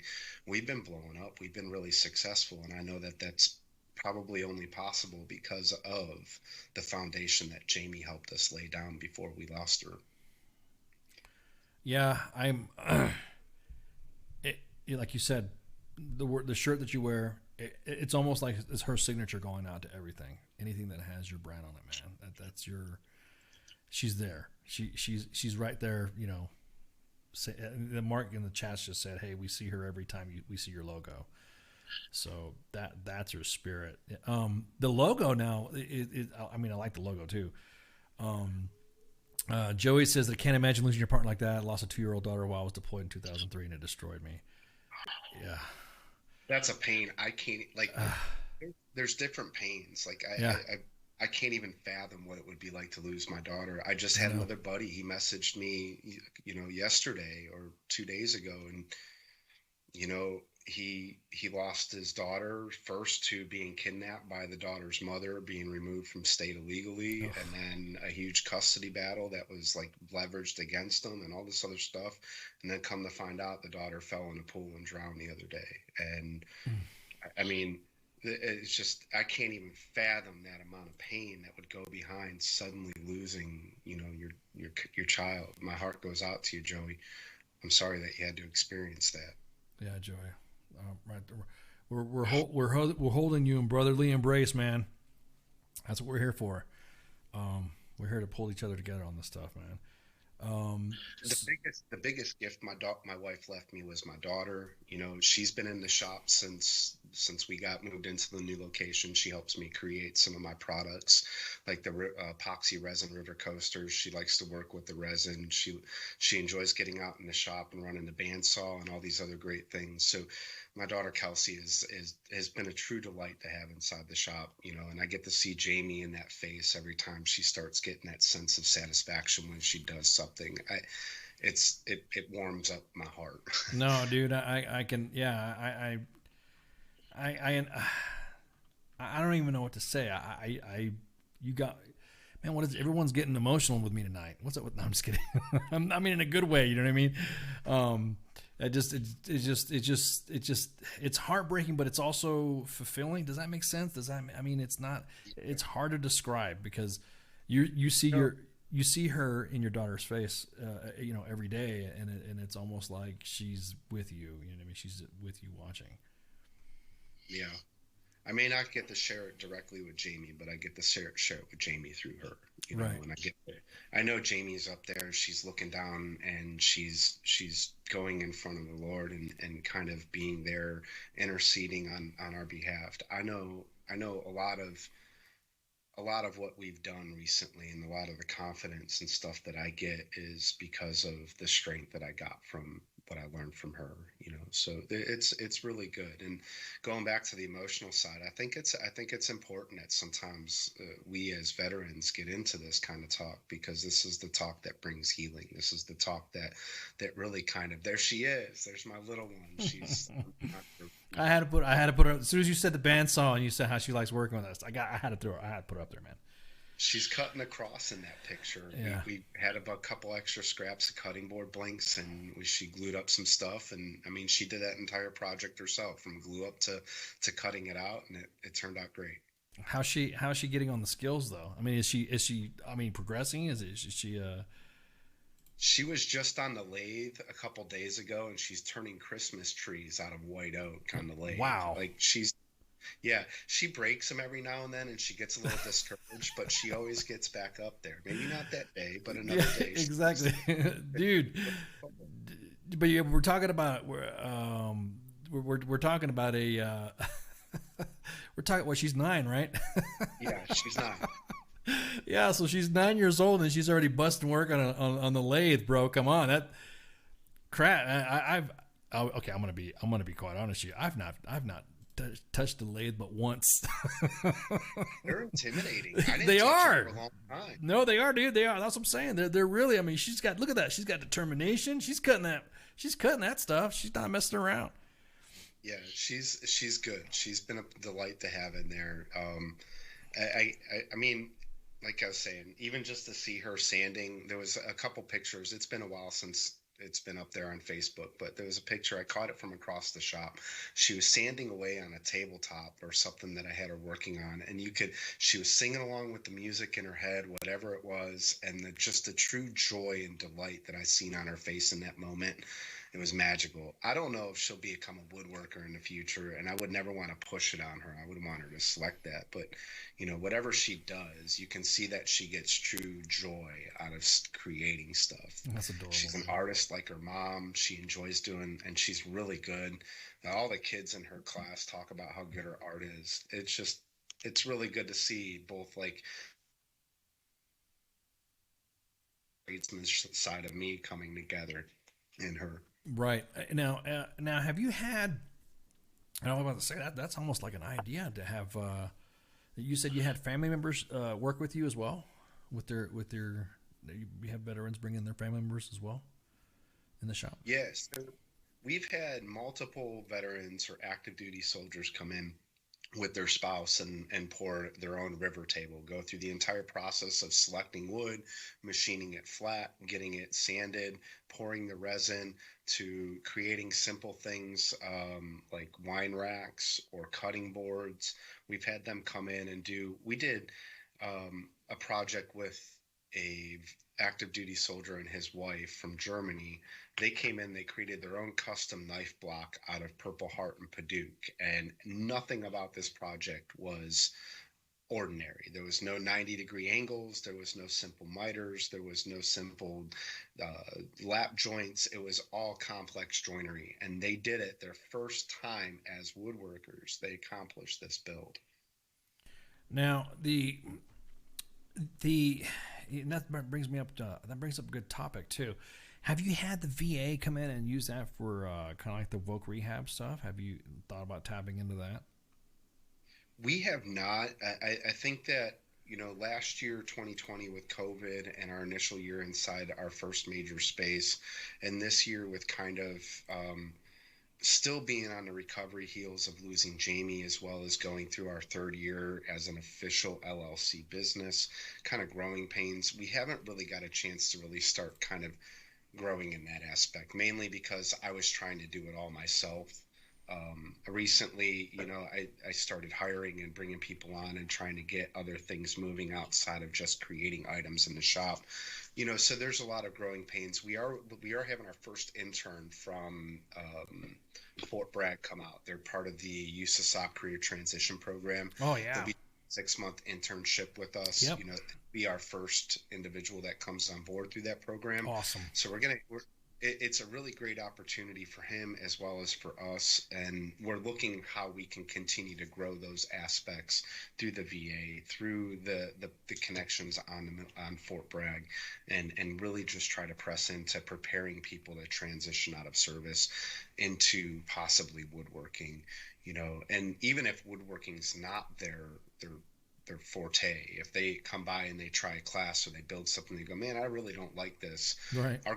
our future is providing that service for all trades. We've already got a leather worker in shop now who does the same thing I do for woodworking. He does that for leather working. We got another blacksmith and welder on board that's willing to come on board when we get that space accessible for them to come on board and do that. You know, right now they're still doing it out of their residence, and for insurance reasons and stuff like that, it's still a little complicated. But we got people on standby to come on board. We got a kiln, we got a potter's wheel, we got ceramic molds. We're getting ready to branch into the pottery and ceramics. You know, we're not too far from the Potter's Highway or the Clay Highway in North Carolina. So we're looking at how we can continue to branch out and grow beyond woodworking to be a complete resource center for all trade skills, you know, whether it be glass blowing or traditional arts, whatever it is. We want to be that resource center to get veterans, active duty members seeking those types of hands-on trades to possibly feel that fulfillment and creation. Dude, I'm just sitting here looking at your site and scrolling along with the fans. Everyone's like commenting, "Whoa, look at that! Look at that!" You got some great work in here, man. I'm telling you, this is I appreciate it. This is some awesome work. I'm fascinated by it. Just I mean, this is some genuine, original looking woodworking. I've not seen. I need some furniture, anyways. I'll hit you up later.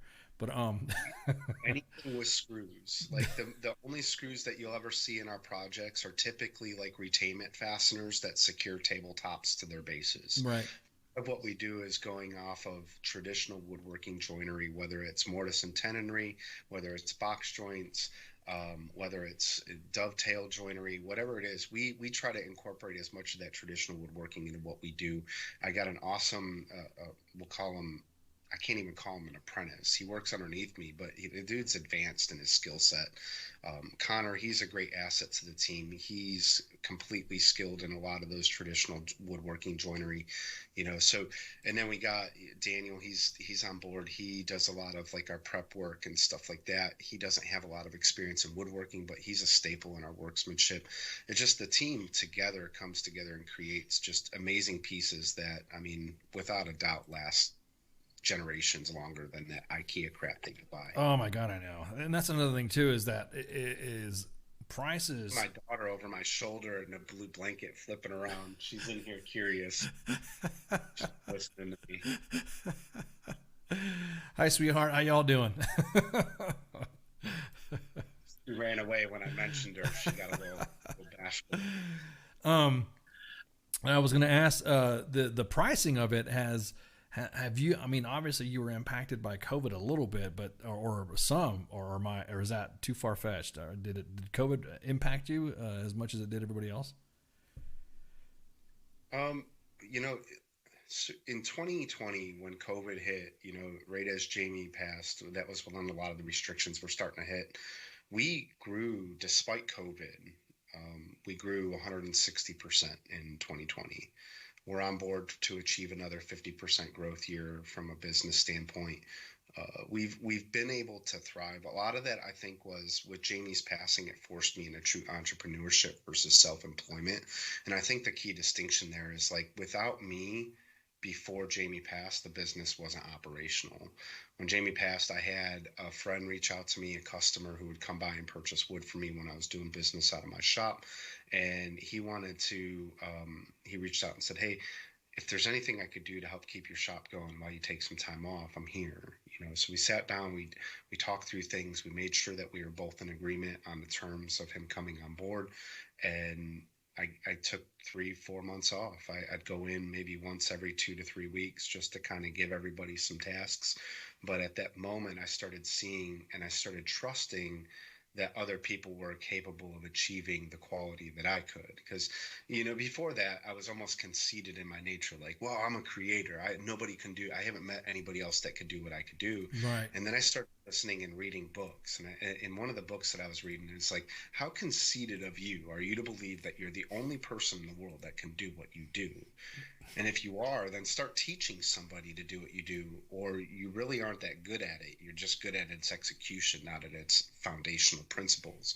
So I went ahead and I started trusting my employees to move forward without my direct micromanaging oversight, you know, inside my business. And from there, You know, despite me taking 3 to 4 months off work, despite COVID, we grew 160%. So, oh wow, the lumber prices have continued to go up a little bit. You know, so when we talk about lumber prices, and we were looking at what was going on over the last 18 months, we've seen this huge spike in construction materials. That was exactly what it was. It's a high demand for construction materials. The hardwood industry wasn't affected as significantly. It wasn't until probably the last 6 to 7 months, I would say, that I really started seeing an uptick on the hardwood lumber side. You know, and mainly from most of that was caused by shortages and slowing in shipping. Wow. Did it now? And that's another thing too. Did that didn't affect? Well, I mean, it probably did. Did the shipping part of it too kind of mess with it, or is it just it ebbed and flowed, or? So we, as Ballash Woodworks, we offer multiple services to our customers. The main thing is we specialize in custom, commercial, and residential furniture design and fabrication. We provide home goods, we provide kitchen goods, and home decor. The next thing that we provide is educational resources. But one of the last things that we recently started offering was hardwood lumber distribution. So but lumbers from around the world, exotic and imported lumbers that you would traditionally not typically see unless you go to a specialty hardwood store. So we started offering that service. So when we started seeing the shipping containers get stuck off post or off coast, that's when we started seeing that the market started increasing as far as cost for those imported lumbers, as well as the availability of those lumbers started to kind of cut down. It actually cost me a job. I had a customer that didn't really understand what was going on with the lumber market, as well as the possible changes in cost between the time that we quoted them and the time that we were able to purchase materials. And I had to issue a refund on the project. It was kind of a lost relationship, but at the end of the day, if I don't have a customer that can't understand the times and all the complications that we have to go through in order to create their custom piece, then maybe they weren't the right customer. I was about to say, that sounds like a patience issue right there. Yeah, it was a huge test of my patience, and for a while I did have a lot of patience with her. I was kind of just, you know, hey, we're still trying to get this stuff. I would explain to her, and then I think it was during one of the last phone calls that she had when she called my office, she started swearing at my employees. And I don't care how mad you are at me, how mad you are at business, you don't call and start cussing out my employees. Right. You know, then I'm going to get defensive. Like, I have to stand up for them. That's my team. You're not going to talk to my employees and then me turn around and offer you a discount off of the price when I'm already kind of losing money because the cost of lumber went up, and make you feel like you were in the right through the entire thing, which isn't the case. I had to really and you pissed me off. You know, there's a couple of people that you don't really, actually, I'd say about 3 people who handle your finances, people who are cooking your food, and then individuals that are building something for you that you're going to put body weight on. Yeah. Well, this one was meant to, she wanted me to frame in this custom Japanese stained glass piece of art. And she wanted me to put in like custom chains going up to her ceiling to look like the piece was suspended from the ceiling. Right. And I mean, it was going to be a beautiful piece, but she just couldn't understand that we had some of the type of lumber in that when she originally signed the contract with us, but when we started machining it, there was a lot of defects in it. So I didn't feel right using it for the quality of project that we were putting together for her. And then shipping came to a screeching halt on that specific species of lumber, and I had to wait 6 months. And then when I finally find it, the cost of it had doubled, you know, and then I had to go back to her and be like, well, listen, it's going to cost a little bit more. And then that's when kind of the animosity had began to kind of escalate. You know, I'm not a home builder. I'm not signed into a contract. Right, I don't have to build that at a loss. That's not my, I'll give you a refund before I take a loss on my business. Right. You know, I'm going on my 4th year in business, and a lot of what I can do at a personal financial level is because of investments. It's because of my preparation. I take very limited pay out of my business. You know, a lot of my pay is reinvestment into the company so we can continue grow, I'm willing to defer that paycheck essentially in order to keep the trajectory and the growth of my business stable. Not necessarily because that's what's needed, because I could pay myself, but I just want to be able to upgrade the machinery at the pace that I do. I want to be able to purchase inventory of hardwoods at the pace that I do. I would be cutting into that growth potential. And if I don't really need to do that at this point because I'm financially secure from other aspects, then to me, it's that balance. Like in 5 to 10 years when my daughter's in high school and I want to go take a summer off to go vacation with her and visit national parks, like I can do that and not feel guilty while taking a paycheck versus right now, No, it's just, I'm just kind of just tripping out how why would they want to get upset? I'm looking at this work right here. You got a chessboard. Looks like you got a display stand here. So that was actually an event up at Fort Meade, I think it was, in Virginia. No, not Meade, that's Maryland. It was Fort Belvoir, Virginia, underneath the Veterans Grow America. Donnell John was the organizer of that. We were up there selling our stuff. Every time I go to one of his events, I have a pretty successful day, but unfortunately the travel is kill. Like the gas, the hotel fees, and everything. I had to stop going to those types of events out of state with him. But he came to Fort Bragg recently. I went to one of his events. We had a really, really great day showing our wares to the people around Fort Bragg, and they really loved our stuff. The chessboard is amazing. I was about to say, man, everyone's commenting on the chessboard right now. That's a badass chessboard. Everyone loves our wood. Just remember that. We have a hashtag, everyone loves our wood, because everyone does love our wood. Who doesn't love wood? That chessboard is made out of an import called Paduke, an American black walnut. It's trimmed out with maple hardwood, hard maple, and the pieces are made in like a contemporary modern style where all those pieces interlock and lay flat, so they kind of can be stored really easily. And then those sets also come with an additional 4 pawns, so you can also play checkers with it. Nice, dude. That is so wicked, man. That is awesome. So what's the future? What do you I mean, you hope to expand onto the I mean, you're already expanding the use of socks. That's dude. Use of socks got the best freaking internship program ever. I just wish that the big army would sometimes grab some of the stuff like the use of sock does or SOCOM does to night and day. Because the same thing when I retired too. I went through the Care Coalition, and it was every step of the way was assisted. And then when I was talking to some of my brothers and sisters that were getting out too, just different balance. I mean, it's just the way they, like you said, the 82nd, you were in the division, but after being in the world that you were in, you got used to like not dealing with bullshit. You didn't realize how much. I don't want to say they're warped like the Marine Corps, but there is a little bit of occultism there with the 82nd sometimes when it comes to some of the way they work. Big time. Yeah, well, and that Ranger tag, then the 82nd. Now, I'm not saying all Rangers are bad, but I got a bad impression of Rangers from the 82nd because nearly every single one of them were complete D-bags. Well, yeah. Well, airplane. Yeah. I don't want to make any comments that it's going to explode social media on that subject with the Ranger Regiment, but I know what you mean. Hey, more interactions is better, right?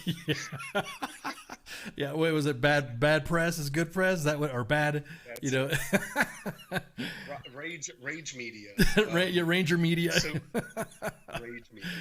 Rage media. So short term, we've put together a partnership with some other veteran-owned businesses and local businesses. We're getting ready to launch a holiday shopping campaign coming into Thanksgiving. We're trying to finish out the year really strong. If I hit my business goals, I get to reward myself with a bottle of 25-year Macallan. Nice. It's something that I've only ever had one drink of, and I can't wait to taste it again. Midterm goals is we really want to press into the nonprofit. I want to finalize its formation within 2022. and really press into trying to grow that nonprofit wing of what we do, start trying to seek funding from other people, donations, that kind of stuff, so we can continue to offer those free and discounted resources back to the military community around Fort Bragg. We want to continue to grow Ballash Woodworks. My father wants to semi-retire and close down his shop in Cleveland, Ohio. We want to merge the two shops into one large workshop and continue to offer what we do at a more commercial rate. We want to transition from the residential world to the commercial world, where we can get into making large conference tables for veteran-owned businesses, civilian businesses, whoever they may be. Right. And then in long term, as we continue to grow our own skills and grow our own reputation and grow our own nonprofit, we eventually want to start setting up these educational facilities with all of these trade skills, woodworking, leatherworking, pottery, glass blowing, arts, theater, whatever it is centered around those creative arts. We want to stand up one of those facilities outside of the major military installations and offer these resources as individuals PCS from station to station. Think about it.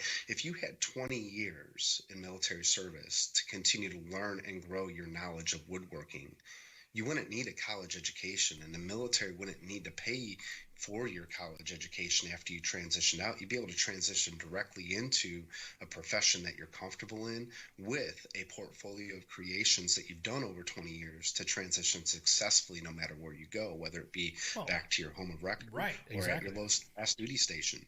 Exactly. No, I understand how sometimes that the one of the biggest things that makes me mad about, no, it's another frustration how we have to deal with it in transitioning out of the service.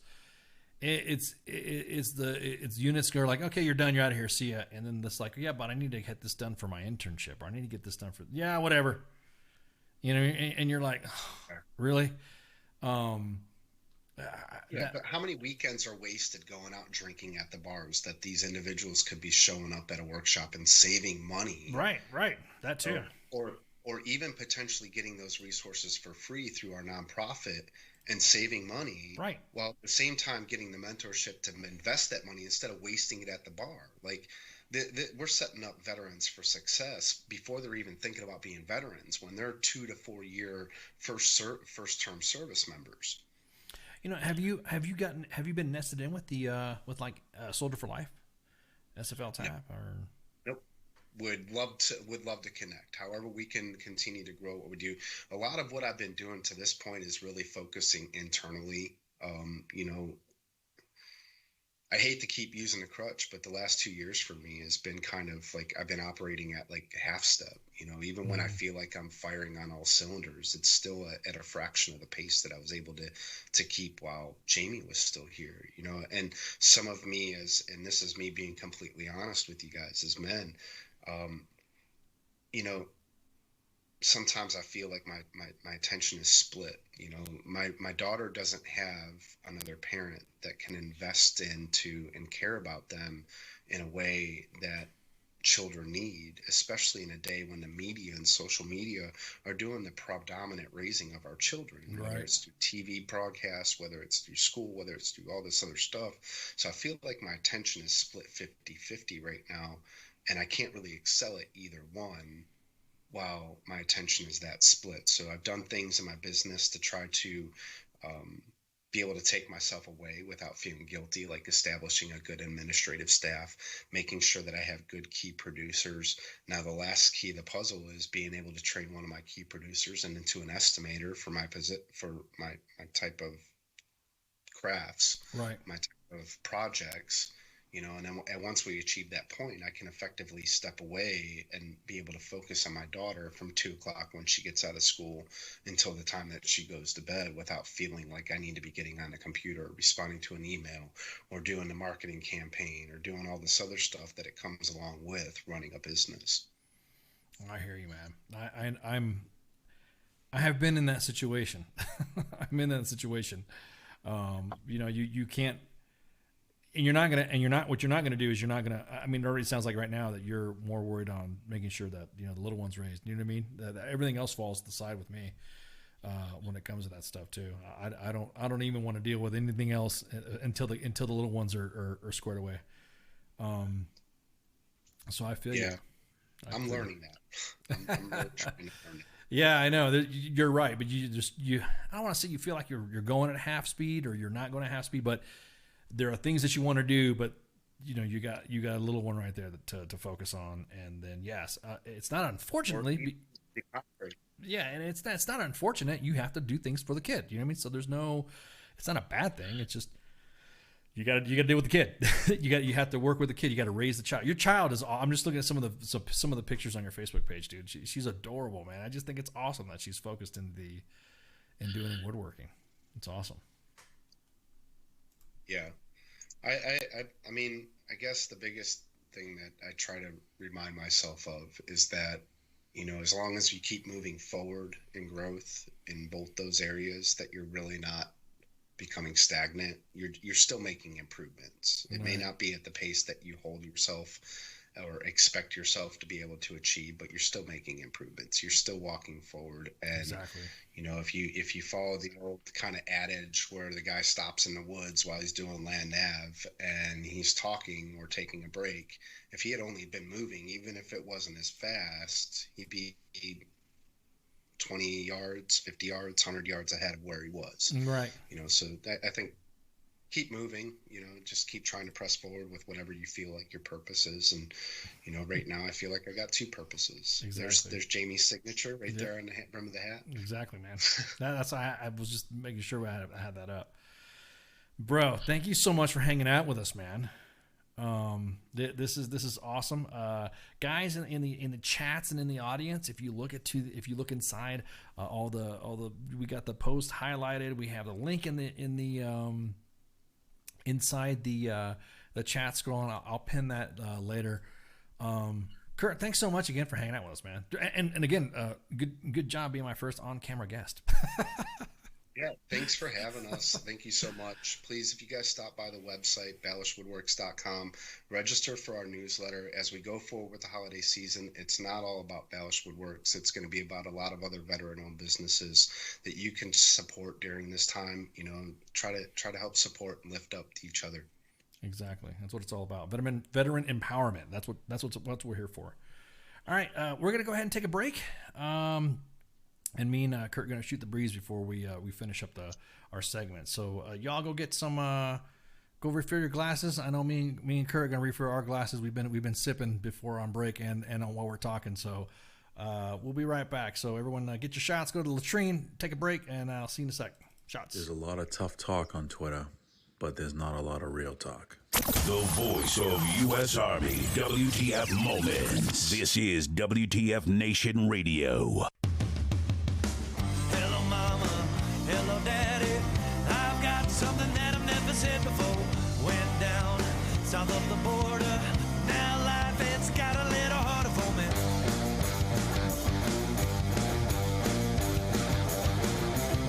I fell in love with some girl. She told me that she was gonna rock my world. Now I'm stuck here with no money. Don't that just sound a little funny for you?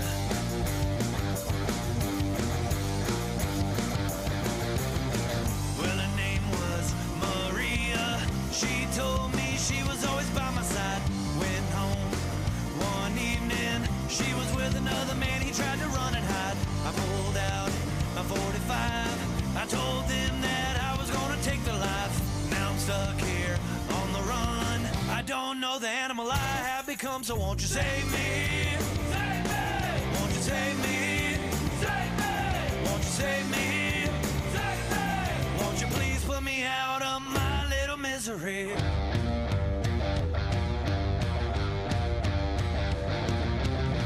Well, I know life is short. Mom, you know I always try to do my best. Should've listened when you told me I wouldn't be caught in this mess. Gotta go now, Dad, I'm sorry. Everybody, all y'all need to know this is life, a true story. When you chase ass down in Mexico, save me, save me. Won't you save me, save me, save me, save me. Won't you please put me out of my little misery? misery.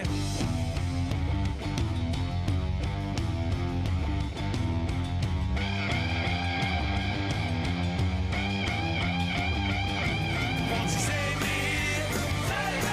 Won't you save me? Won't you save me? Won't you please put me out of my little misery?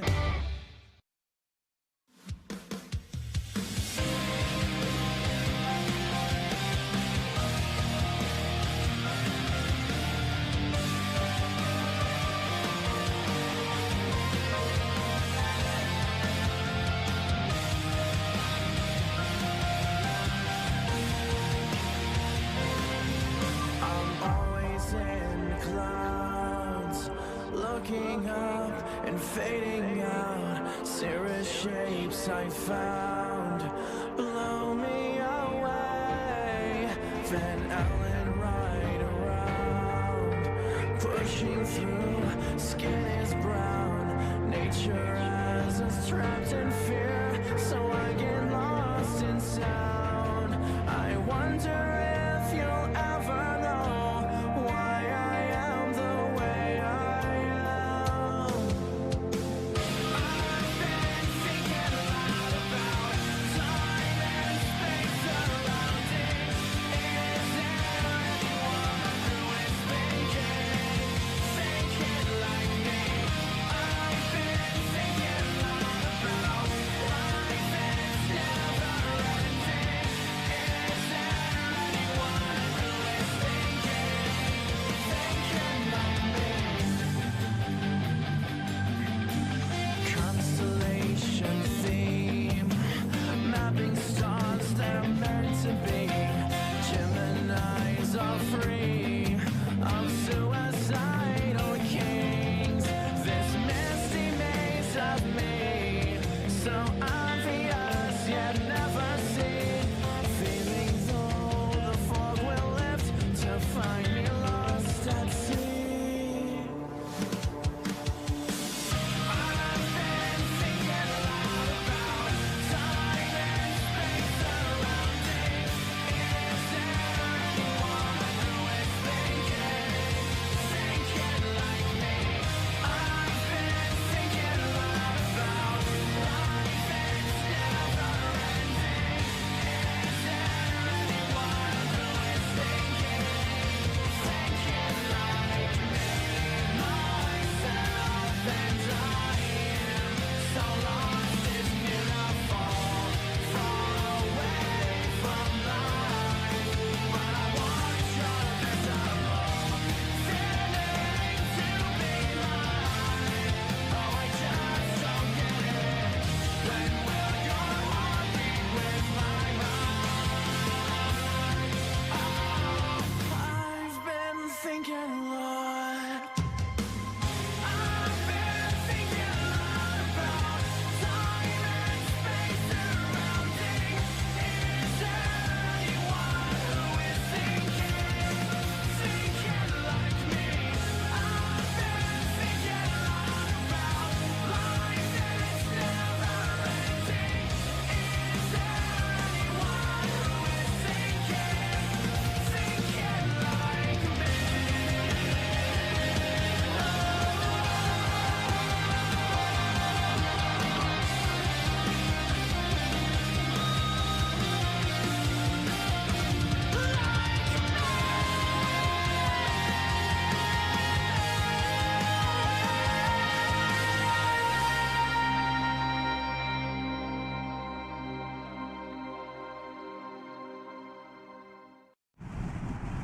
If that's really a thing, and I get authorized to do it once, it's pretty much gonna be me sitting there talking shit, like, constantly. The voice of U.S. Army, WTF Moments. This is WTF Nation Radio.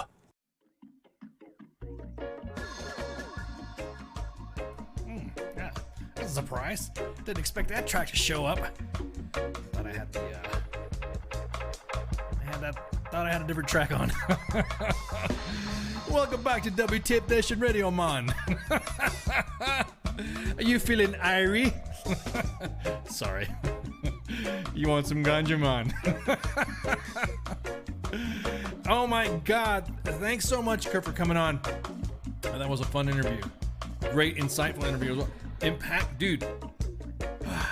Bro, I got the feels on that one. Me and Kurt talked a little bit about that. And again, brother, big hug to you, man. And God, I hope everything's working well with you and your family. And it's again, it was an honor to have you on. Anywho, so Mom, are you coming back, or are you going back? Because we did the camera stuff for the first time, and I think I messed it up because I think I kicked Mom out on accident. Didn't mean to do it, but I think I did. I think I kind of booped her out here and booped her out, and she's like, go away. I think our calling system kicked her out. And so I'm kind of like, ew, shit. Did I mess up? Was it me? I know CQ's going to call me up and bust on me for. He's going to bust on me for not doing it right. Yeah, the cigar was sweet. Anyways, so that was Kurt Ballash. He's gonna be. We spoke a little bit, so you're going to see some stuff on our Facebook page as well, and maybe some tweeterage coming out. And then dude, did you see all that stuff on there? Did you see all that furniture? Did you see? That is some awesome. Oh, dude, I am. Finding furniture sucks because, there's nothing out there that just grabs you. And he's got some furniture lines out there that look like, wow, that's some awesome stuff. Yeah, I know. Tell CQ about it. I'm looking at all the chats to make sure I'm not messing up or messing up again. Let me see the chat here. Call back. Anyways, so this week we have a short week because it's Thanksgiving, not Friendsgiving. It's Thanksgiving, and then Friday that's when you can put up your freaking Christmas decorations. Okay. Otherwise, I get it. Some people get into the spirit and stuff like that, and I just feel kind of hokey about that. I have a feeling like I just feel kind of like weird, almost like if you set up a Christmas tree or something like that before Thanksgiving is over, or some people are even setting up Christmas gifts, Christmas stuff like during Halloween. Then what? Then your turkey's going to deflate or something like that. I mean, I'm not saying I mess around with, or I'm superstitious with, Friday the 13th, broken mirrors, looking at cleavage, staring into the sun, staring at a train wreck. I'm just saying, hey, I don't want to chance it at all. So, but that's just me. At any rate. So this is a short week. Tomorrow we got CQ, Pop Culture Warrior. He's been doing a lot of on location stuff, a lot of on site missions for the gig that he has, and it's been he's been busy watching movies, all on that. You imagine getting a job where you're told, hey, you go watch movies, CQ, or you got a job to go, hey, do movies and then do a review and see what happens. And tell us what it's like. And then we argue in the chats about it. And then that's it. CQ's always positive about his reviews, though. So make sure you tune in tomorrow for Pop Culture Warrior. Wednesday's obviously a day off. Thursday is Thanksgiving. So there won't be any Sardines time because, I'll be cooking. Be getting the grub down. Getting the, I got children to feed. So we gotta knock out Thanksgiving stuff there, and then Friday. Is Kaz are you doing Friday Night Freedom on? I don't know if he is or not. I think he may or may not be. Kaz, get on the net. Are you if you fart and sneeze at the same time, your butthole will collapse and you will die. It's like Pop Rocks or something like that. Oh man, I'm getting. I'm getting a bunch of memes right now still from the Kyle Rittenhouse trial. But anyways, let me see. Kaz, are you doing Friday Night Freedom? Let me know. Hit me up in the chats, or hit it up in the chat. Matter of fact, I'll ask him right now. Kaz, are you doing? Give me a break, man. It's been a while since I've been on radio, so just chill. Kaz, are you on Friday Night Freedom this week? Because this might be like the last two shows. But if he is, don't forget that we have a show every day unless there's a holiday involved. That you won't. Yeah. I'm asking cause, guys. Joe's. I have another guest coming up on December 6th, which is Cody Cross is an Air Force veteran who's going to be hanging out with me to talk about the Fallen Hero Network, and how he uses his trucking company to help other veterans and first responders throughout. Of course, our sponsor, our partners, friends of the station, War Horses for Veterans. Always make sure you click onto that because we always do their promos. I'm wearing the swag right here for War Horses. Check them out at War Horses on their War Horses for Veterans Foundation. And you can see that their link on their Facebook. Every time we do a show, there's a War Horse link on the post. So if you and U.S. Army WTF Moments, don't worry about it. You see WTF Nation Radio, and you see War Horses for Veterans. You see it on WTF Nation Radio. You'll see it right there with the War Horses for Veterans tag. But anyways, all right. Well, I guess that's it because I don't know if Mom's calling back. Are we getting some comms back? Did I really mess something up? I hope I didn't. But the next couple weeks is going to be off and on shows due to the fact that we have holidays and we're going to go on Christmas break. I think our Christmas break starts, I think on the 19th or something like that of December. I don't know. I got other guests lining up and other guests that want to come on before the end of the year, and then of course New Year's. Will be out, so there's going to be some shows, throughout that period of time. But anywho, with that, thanks Kirk for coming on. Appreciate it. Everyone else is kind of like looking at me and sending me chats. Hey, get off your phone. I had to check the cut sheet. Had to do housekeeping. At any rate, thank you guys for hanging out. Thank you guys for tuning in. And of course, you can always download us on Google Play and Apple Podcasts. You can listen to us on all of our platforms. We got about 14 different platforms. WTF Nation Radio on Twitch, on YouTube, 2 Facebook pages, and of course on the Twitter edge where we like to see all the outrage going. Awesome, Joey. I appreciate you. Well, thank you for tuning in. Share, like, and follow. I always spread the good word. And if you would like to be a guest or like to have your music, if you're a band, you got to be good though. You can't be just like, you can't be like Tally on South Park trying to do the beginning of Stairway to Heaven and shit. Oh wait a minute, trying to play the beginning riff. There's got to be some good stuff. Most of these bands that we have on here are veteran bands that have come on and talked about what they've done, and they're like Bayou Bandits and all that, and then they've given us their music for us to use for bump music, background music, intro music.